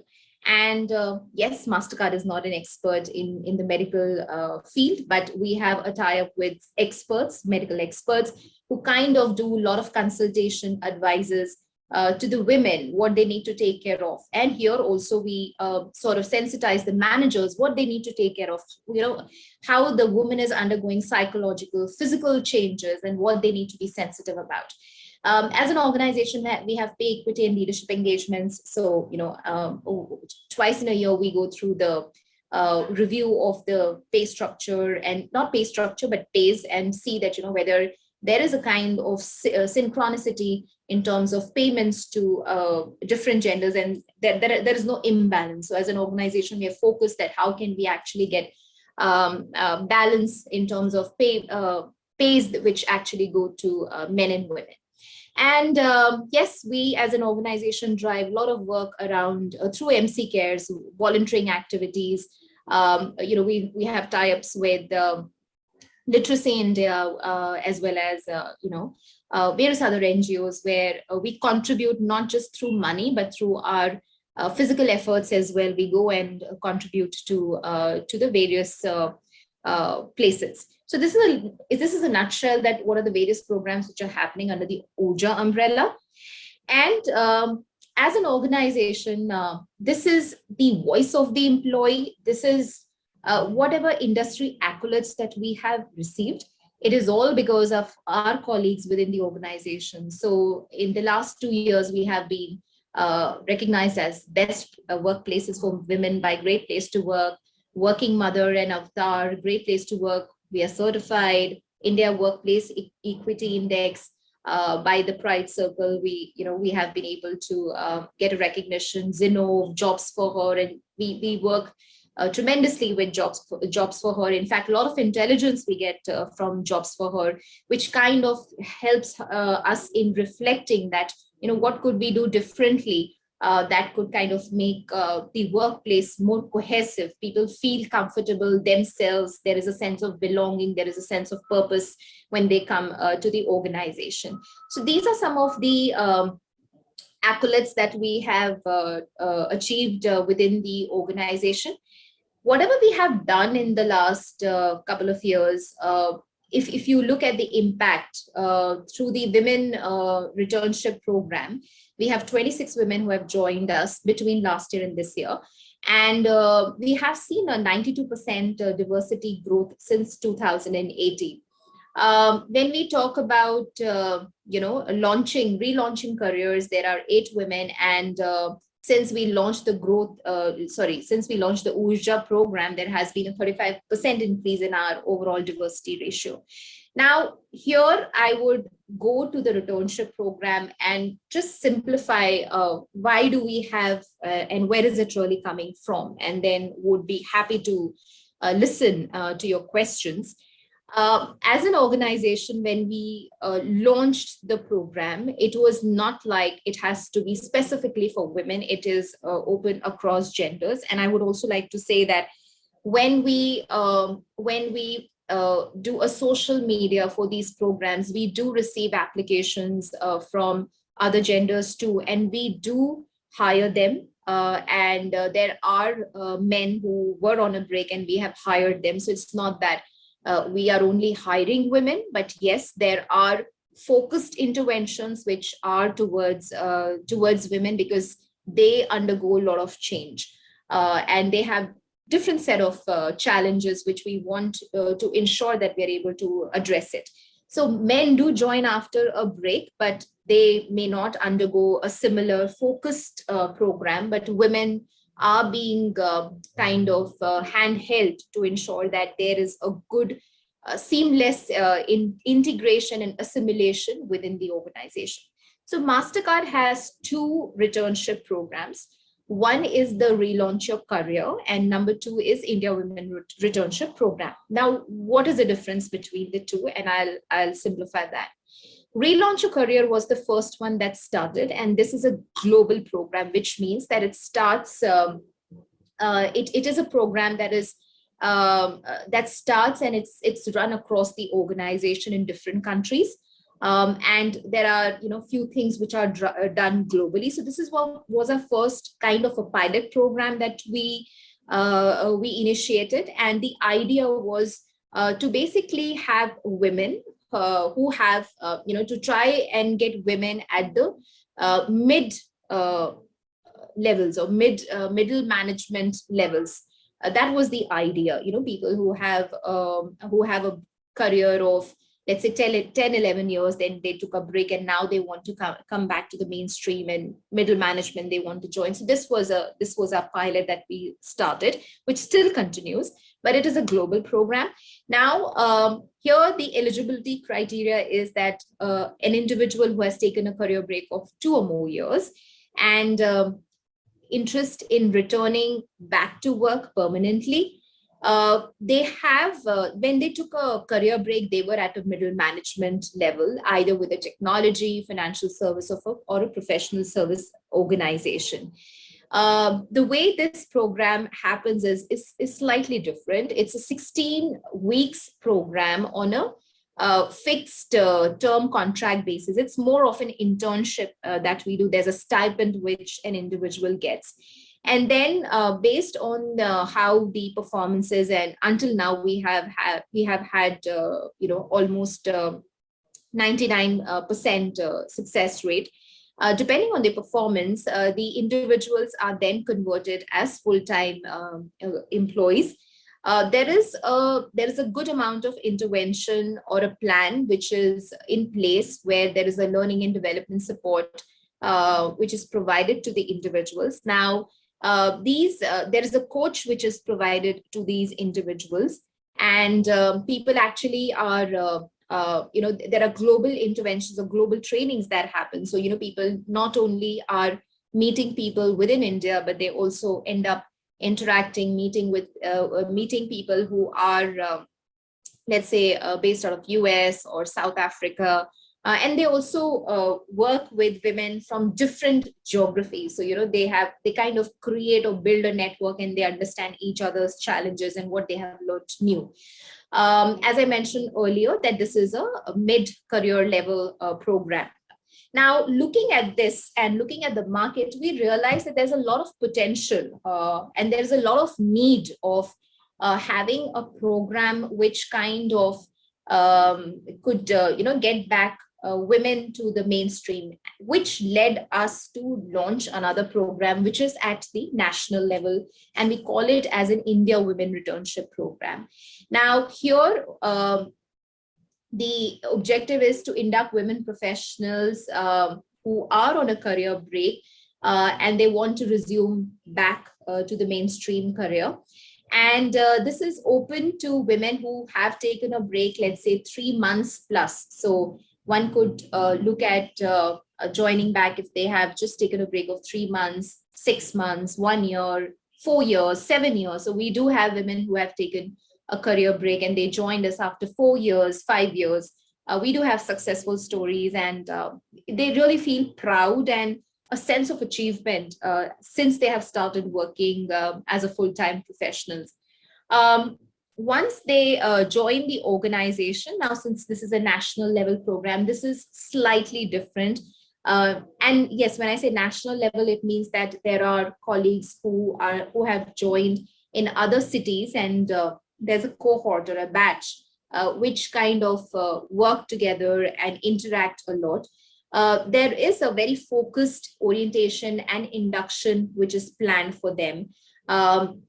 There is a very a warm welcome extended to each individual through a red carpet note. When I say red carpet, it means it's a very special, a very unique, personalized a welcome note which is being sent to the individual. It's not like, it's a group note which is being sent to everyone. And the good part is that the individuals get both a buddy and a coach to take care of them. So, sorry, not coach, but a buddy and a mentor. So a mentor plays a very different role and a buddy plays a very different role. Their roles and responsibilities are very different, but there is a focus approach which every individual gets. There are self-paced learning modules assigned to every individual to ensure that they enhance their technical and domain knowledge. In fact, there are group and individual coaching interventions to make them more open, more carefree, expressive, whatever their inhibitions or limiting beliefs are. We are able to break those and they feel more themselves. And also we introduce them to various resource groups so that they understand the other nuances about the organization, about how could we do or contribute to various communities, and in the end contribute to the organization. So the good story is that last year we had a tough time in terms of overall there was pandemic which was going on, but we were able to hire 25 women in the India Women Returnship program, and this year again we have started on a positive note. So I'll take a pause here, and these are the two programs that Mastercard is currently working, and happy to hear questions or anything that you would like me to answer. Well, thank you for sharing those valuable points, Shweta. It's great to see there's a buddy system in your policy too, and we do, even in Jobs for Her, we do have something called a buddy system that actually helps, especially women returnees. Yes, we do have a couple of questions for you. So Sure. One is, how do you sensitize employees working with returnee women and make her feel welcome back to work? Okay. The good part is that returnship program is not something which has just started like last year. If we see, returnship has gained momentum in the last 5-6 years. There has been a lot of work which has been happening in the industry too. In fact, today we are talking about why limiting it to women. So earlier when the returnship program started, it was only focused towards women, but now it has kind of gained recognition, and it has also gained importance within the organization. What we do is that when we have our sensitization sessions, in fact, we have something known as Mastercard Way program, which is all about our values and behaviors, in which decency quotient and respect is key. Okay. during those sessions, we actually embed these elements of how to encourage, accept people who come with the difference. Okay, so it's not just about genders and people with disability, but it is all about the mindset, the conditioning, the behaviors could be different. There will be reservations. There will be people who will be, not so open as compared to most of us who have been working for ages, and we are more comfortable in being open. So there are these sensitization and awareness sessions which happen where we sensitize people how to welcome and accept people with differences. Number one. Number two is there is a lot of, when we talk about communication happens not only through sessions, but there are interventions done by the leadership team. And, also there are recognition programs, not specifically for them, but during the recognition program, we kind of add certain elements like, a person who has just taken a break and returning to work. So they, what happens is there's a kind of an image which comes across that, yes, people who have been on break also hold a lot of value. There is written communication which goes from leadership desk. So there are various ways of communication which is infused within the organization that kind of has changed the mindset of people, and they are more welcoming. They are very patient as well to stretch their hand and say that, okay, what is the help that you need? Where is it that you're getting stuck? Because that's the feedback we have really heard from the returnees. Great, good to know. And we have a question from our participant today. So name is Nina Reddy. So why does it take 16 to 18 weeks of program to relaunch the career? Okay. Yeah. So what happens is that when you say why, I would say that what happens is, as I mentioned, that Relaunch Your Career is a global program. And initially when we started, we said that, okay, there are these projects which are being identified for the individuals, and the project duration is for 16 to 18 weeks. Depending on how the individuals display their learning agility, their aptitude, their attitude, their drive, depending on that, a decision is being made whether to absorb an individual or not. They are a fit or a, and that's what I'm saying, that that ifs and buts which are there at the back of our mind, somewhere they have been broken, because we have always seen conversions there. So the interns actually become full-timers. So so that's how we have really gone ahead and launched that program. But as I said, that we did see a success in the program, and hence we launched the India Women Returnship program, where we don't have the element of internship. If a person joins, they join as a full-timer, and then they eventually get absorbed. There is nothing like they have to be on an internship and then they get converted as a full-timer. So Nina, it is not about encouragement. It is more about the project, where we assign projects to the individuals, and projects also takes time in terms of, because they have to be given training so that they understand. It's like rebuilding or kind of refining their whatever skills that they have. So little bit of time goes there, and then the project is being allocated on which they really work around it.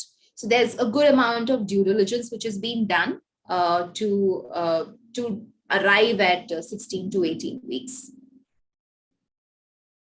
Hope that answers your questions, Nina. And I have one question that is frequently asked. How do I talk confidently about my career break in an interview and highlight the skills that I gained through the break? So how do we do that, especially for women returning? So when we present the individual, they are actually accepted as a normal, hires. In fact, I remember during the last batch, there were feedbacks which came that I never felt that I am a returner. That's the way I was being treated. I was treated like a normal individual who comes with skill sets, potential, individuality. And that's what they really liked, that, nobody questioned them that, oh, you were on a break for so long, or how did you, do you know anybody in Mastercard? or what did you do differently? Just in case during the conversation, if they said on their own that they were on a break. So we, casually they were being asked, well, how did you utilize your time during this break? And there was only excitement and enthusiasm. Oh, you invested like this. Oh, that's nice. So even if somebody may not have invested their time in learning a new skill, but if they focused on their well-being, as an organization, we realize that there is a break needed, for a well-being, for taking care of, as elderlies or children. So, so when we do the interviews, one is that they are taken at par with other candidates. It's not like, they will be differentially treated, number one. Number two is also about that managers are being sensitized, okay? That when they are interviewing people who are on break, there are certain elements that they need to take into consideration. So, when it actually when it actually comes to their awareness, the conversation happens very normally. Keeping the decency and respect into consideration. So that's been our experience. Right. Thank you for all those answers, Shweta. It was great hosting you for this program. Same here. Yeah. And it's time for our next speaker, but please stay tuned for your awards. It's at 4:30. Sure. Thank you. Bye-bye. Thank you. So our next speaker is Shylaja Krisnakurup, Director of Verizon India. Hello, Shylaja. Can you hear me? Yeah, I can hear you. Can you hear me? Yes. Should I be sharing the screen? Yes, please.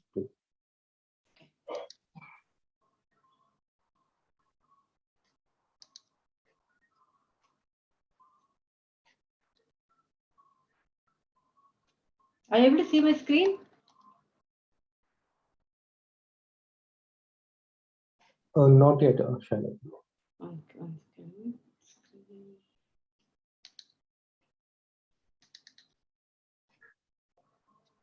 Yes, it's visible.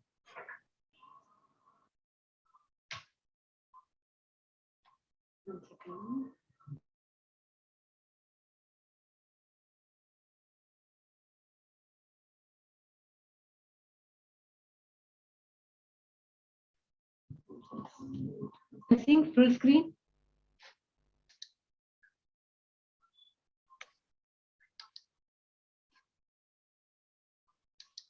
Kiran, are you able to see my screen? Yes, I can see your screen. There is full screen. Yeah, control it. Okay. Let me know when I can get started. Yeah, you can start now. You are on the right. Hey, very good evening, all. I'm Shylaja Krisnakurup. I'm from Verizon. I'm a director for Verizon India. So I'm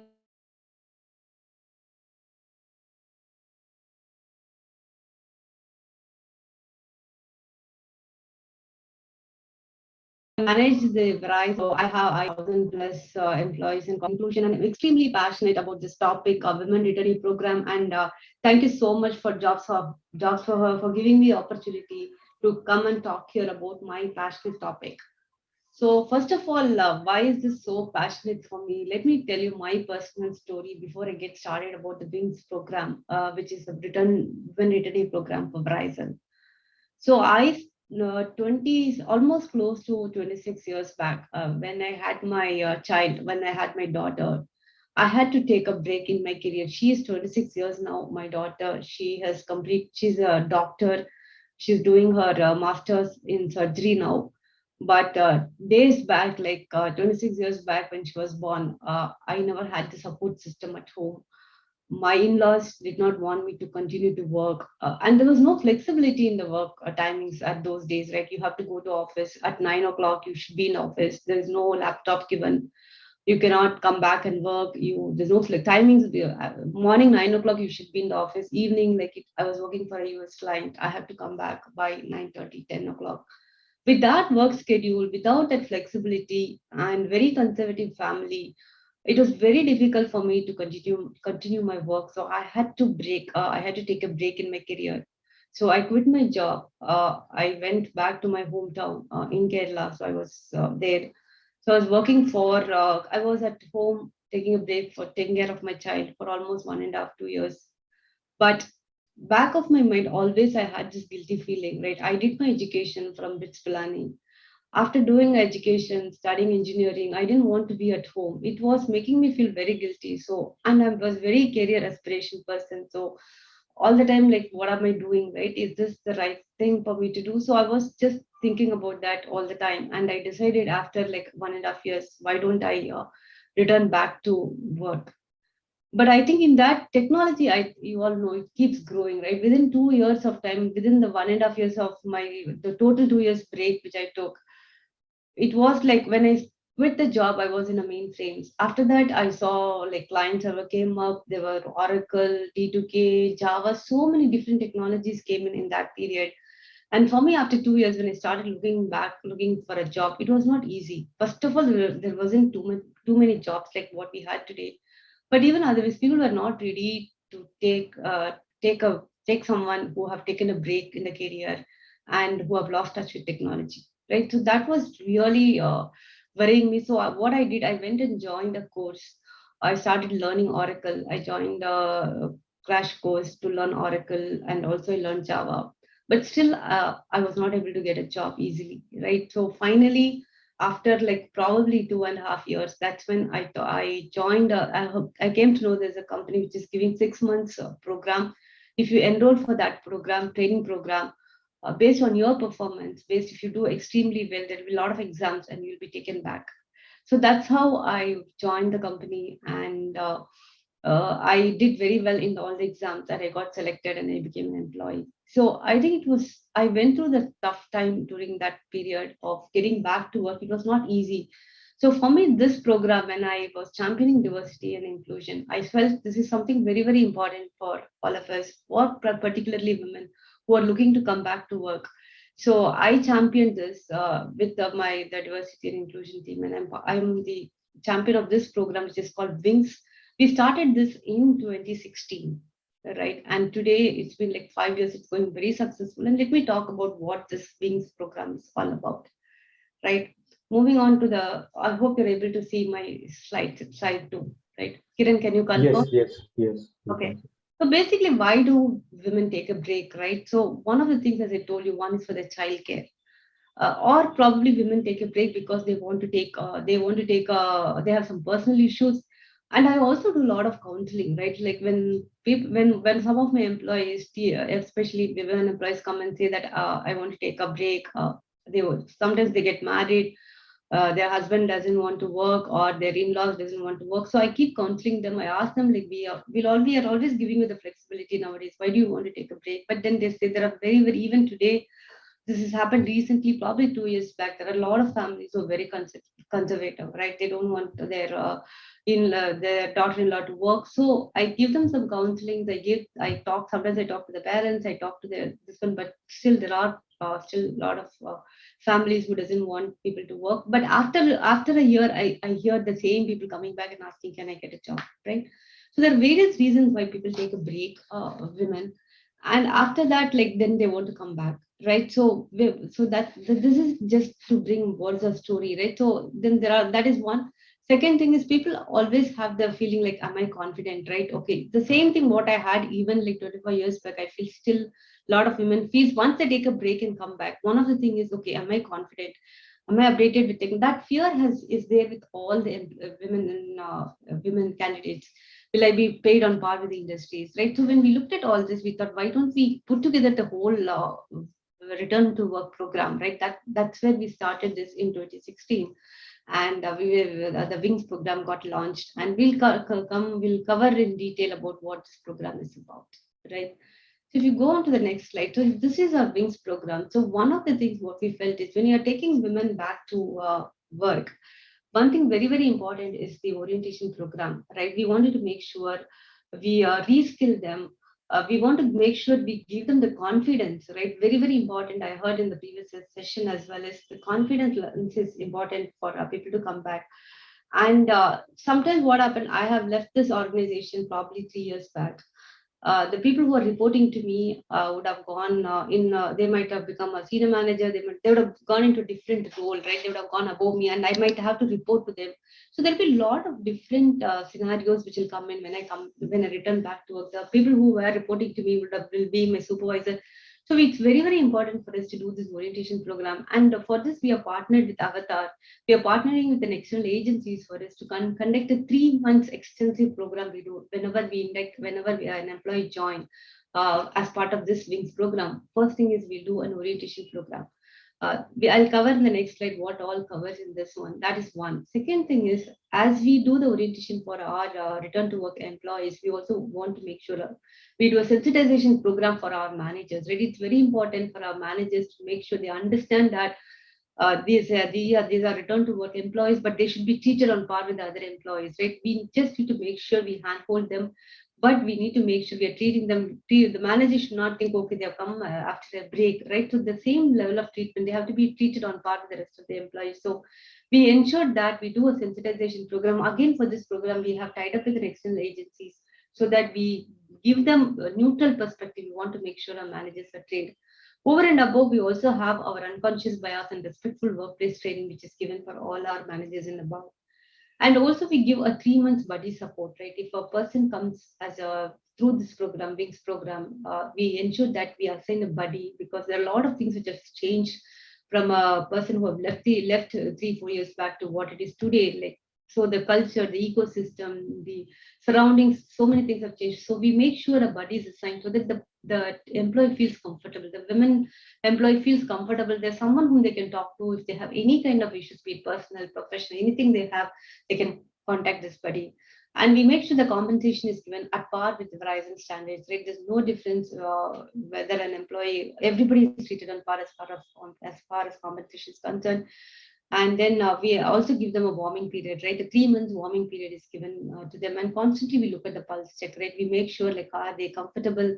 Everywhere we do surveys, we go back and check how is it their interactions in the teams, how are their peers treating them, how are they comfortable, how are the managers feeling? So a lot of pulse check also happens after we induct women employee through this program. So this is our at a high level our WINGS program. So moving on to the next slide. So this is like, again, right, why did we, what are all the key drivers? So we also looked at some of these, if you look at the source, Robert Walters, right, this is one article which was published some time back. And again, it's the same thing similar to what I faced years back, right? What are the top drivers for looking at second innings? Is like, one is financial needs. They want to learn new skills. They don't feel that lack of fulfillment by staying at home. When I was looking at this article, it looked like exactly what I felt 25 years back, or it's the same thing. Most of the people who are taking a break, right? And then the re-employment challenges, unequal salaries, lack of career advancement opportunities, lack of professional development opportunities. But the actual picture, if you see, is right, they're all looking forward for a challenge. So when I came back, I was really, the amount of excitement when I got the job as part of the second innings, I was extremely excited. And if you look, I was working even from the last 25 years, if you see, I have been working for Verizon. Earlier, 4 years I worked as a client, now as in 21 years as an employee for Verizon. So that commitment, that loyalty, that engagement is always there, right? Because you have come after a break, you have joined back, you feel so committed to the organization, right? So there's a lot of advantage as well.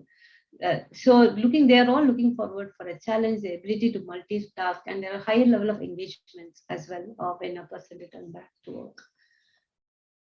So if you go to the next slide, right, what are the criteria for us, right? How do we take these people? So we have minimum 6 months to 5 years break. People have taken 6 months, 5 years break, not necessarily people have taken a break with Verizon. Any women who have taken a break in their career, we will be hiring them back. We also have focused recruitment drives. We partner with some of the third parties to make sure we get the best talent in terms of the people who are looking to come back. And also, like, we also sensitize the talent acquisition team also. We make sure that we work with them to ensure that there is an equitable grounds. across that. So we also work with the talent acquisition team, we work with the women alumni, and we don't consider this as only a diversity and inclusion initiatives, right? Because as every business unit, as me as a business unit director, for me it is important to have some of these resources who really talented people who have left. We'll be welcoming them back to work. I'm actually, as we speak, this month, one of my employee who left actually 4 years back, she's joining. I'm very excited. She is a gold medalist from Anna University. She is an extremely talented, high potential candidate. She left four years back.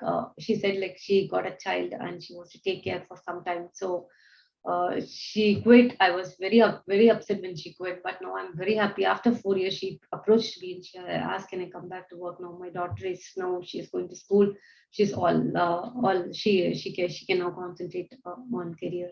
So there are a lot of people who come back, and she has been working with me for almost 10 years.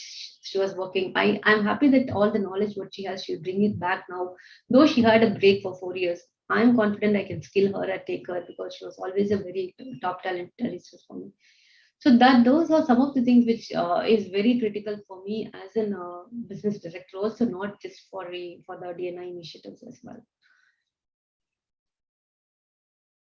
So moving on, like what is your approach? As I told you earlier, one of the critical thing is to talent and skill-based recruitment. But at the same time, when we take back employees, we ensure that we look at the skills what they possess, right? Certain skills, definitely the skills are changing every year. There is new skill coming in. But if they're able to if they know what the skills they possessed earlier, right? So we look at, can they be upskilled, right? Because if they know Java, if they know JSPs, we know that, okay, today it is Angular or React. There are multiple different skills coming in, but if they're good in the concepts, they're good in one skill, we have the confidence that we can reskill them, we can upskill them, right? And also there are a lot of learning opportunities. You see at Verizon, we have a learning portal to we partner with LinkedIn, Degree, and there are several other vendors which we partner, and we have a very exhaustive learning portal where people can sign up and take a lot of learnings, right? And also we do this 3 months induction program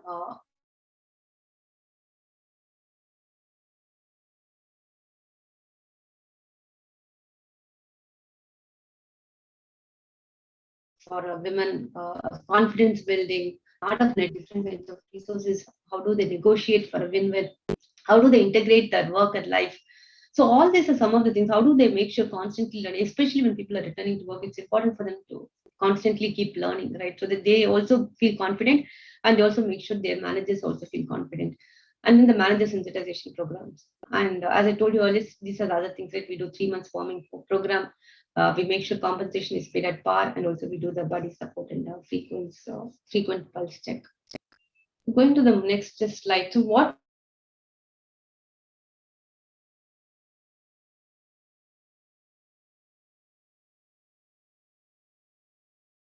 we reaped is a mind shift change. We are able to, if you look at it, this program has been running for the last 5 years, and we have got several. We have actually, I think it's in the next slide. We have hired like close to 42 employees today as part of this programs, and we are able to see a lot of adoption every year.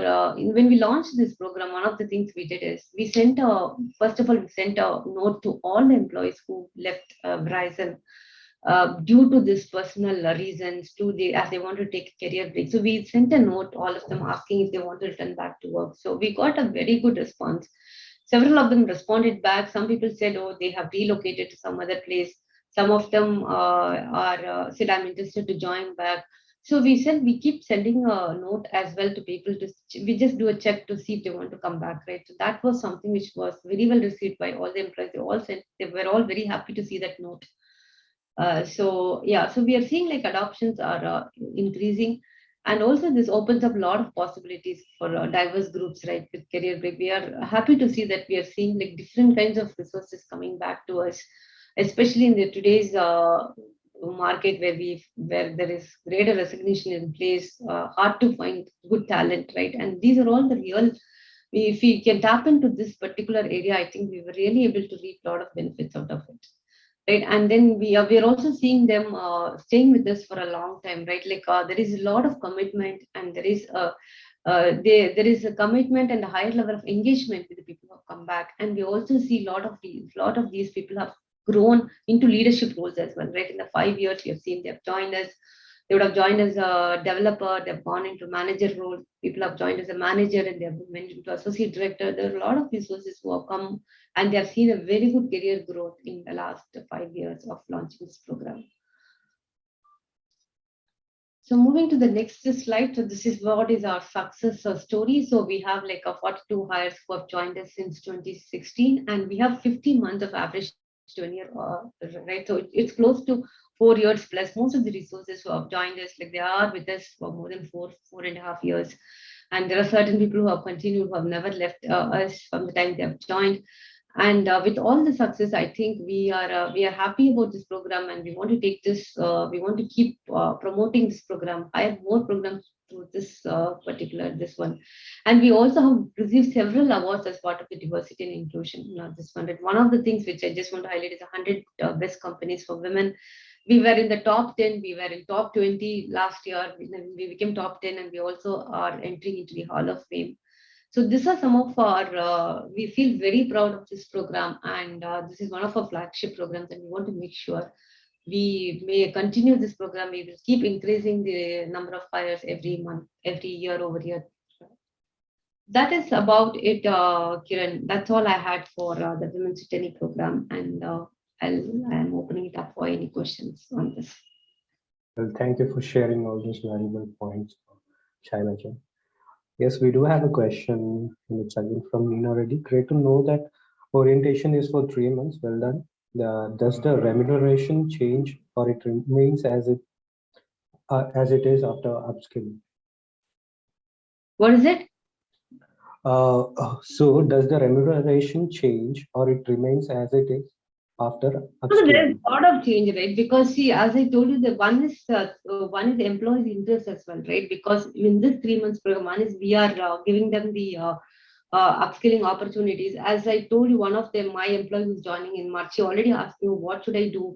Is there any kind of a training which I have to take before I join, right? So the employees also shows a lot of interest, and especially after this, it might, after the training, it's not directly they can come in, because that's applicable for anyone, right? Not just for women returning to program. Today we have, even as an employee, we keep changing. We are moving people from one technology to other, right? That happens every now and then with technology upgrade. It's very common, right? So people who are today working on Java technology, they're moving to data science. They keep moving. So what do? They upskill, they learn new technologies, and they will take some time to adapt. That's the same thing applies for the women returnee as well. Right? There's no difference, because people upskill. So we are seeing they are able to adapt. There is a lot of high energy with these resources, and a lot of interest to learn, and they're curious, because after that, after the break, they were coming back, and we are seeing it. They are able to reskill, right, and able to contribute. It's not like after 3 months, like probably we should give them some more. Sometime we start giving them actual work, right, and then we will see their upskilling. So there is one question. So is it okay to highlight new skills but with no experience in that skill? Is it okay to highlight new skill but with, that's fine, correct? So if you don't have the experience, that's why the women returnee program, right? Like when you're coming back to work, if you might not have experience, right? You have learned something, that itself shows that even during your career break, you have continued to upskill, right? That is very, very important. That's another thing which we also keep telling when people take a break, or we'll say that, so it's important for you to keep learning, right? Constant learning is very, very important. This is not just important, again, I keep saying, for women returnee, it's important for everyone. Today, at my position, if I don't upskill myself, I become very soon obsolete, right? I become irrelevant to this industry. So it's important for everyone to keep upskilling. And even if you don't have experience, that's fine, right? Because people understand you're coming through this women returnee program. You may not have experience in that particular skill, but you have at least taken the steps to learn, right? That itself is considered as you are curious to know new things, right? You don't need an experience, and that's why we are hiring you, so that we can give you that experience. Okay, one of the frequent questions that asked a couple of times is, how do I negotiate with the salary? Yeah, should we settle with low salary, or should we There is nothing like low salary, right? See, as especially at Verizon, we don't country pay everyone on par, right? Like, there's nothing like low salary, but its only thing is based on the role, based on the position you have applied for, right? So, for example, if I apply for a manager position and if I get selected in them as a manager, then there's no differentiation as far as you have to negotiate. There's no differentiation how I pay a women returnee program or how I pay another manager, right? So because our pay scale is common across, right? There's no difference between one to other, right? If he is a manager and if he is if manager technology, I'm just kidding. There are different level manager program management. Is there manager technology? There is manager for HR. So each of those managers for those particular skills, they are paid the salary which is on par with everyone. So I think you can still negotiate for what if you feel that you're confident, you can do this job, you can always negotiate, right? I don't think you in at Verizon, I think you're paid on par. Okay, great. And you also had a discussion about your colleague who took a 4 years of break and came back. So how did you nurture? How did you get a confidence back? Yeah, so the person whom I told 4 years, she's joining back in March, right? Like I was just talking. She has not yet joined. She'll be joining in the next weeks. But I had several others, right? Like I have a lot of people who have joined back their careers. So we see one of the thing is like they have all grown also into several things. One of the person who left is actually close to 10 years back, and they have joined. They took a break, then they joined somewhere else, and also they have come back. Right. So she's an associate director now. And there are other women who have also left and came back, right? So they went to, because her husband went to US and she had to go back and she came back. So we are not saying for those, as we said, our 3 month program itself is very exhaustive. So after that, we come back, we give them we make sure we understand what the strengths are, and we allocate them to the right kind of project as well, so that they can be successful. One of the things is we make sure we allocate them to the project where they think they can do well. We understand their skills and we'll handhold them for some time. We'll make sure the managers are also sensitized about that. And then we see very soon we are seeing them all picking up, right? And they're shining actually after probably 6 to 8 months. They've become like, they do very well.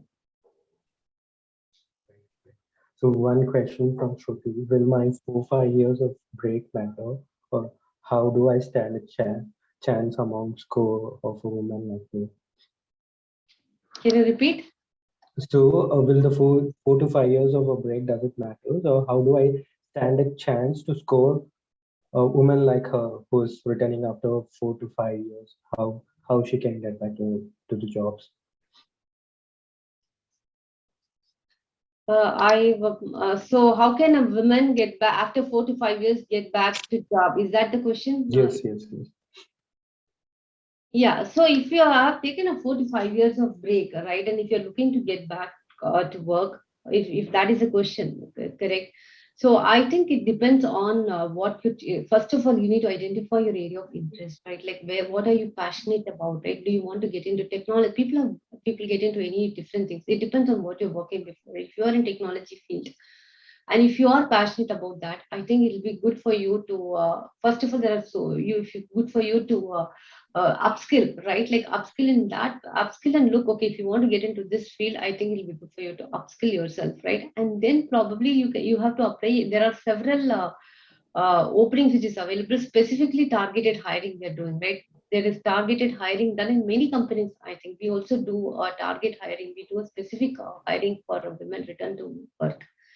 And we make sure that if you have the right kind of skills, right, like if you possess the skills, if you have the interest, if you have the aptitude, right, again, when it comes to the interview process, it will be fair, right? We don't look at what the 3 years. We understand that 3 to 4 years you took a break, but we make sure based on your past experience, based on what potential you have, based on your past experience of like, do you have the curiosity to learn?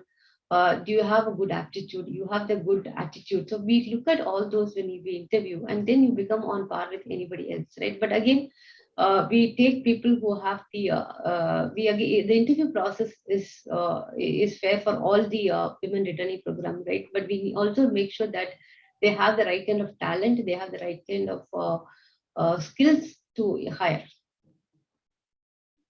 Right. Wonderfully answered, Shailaja.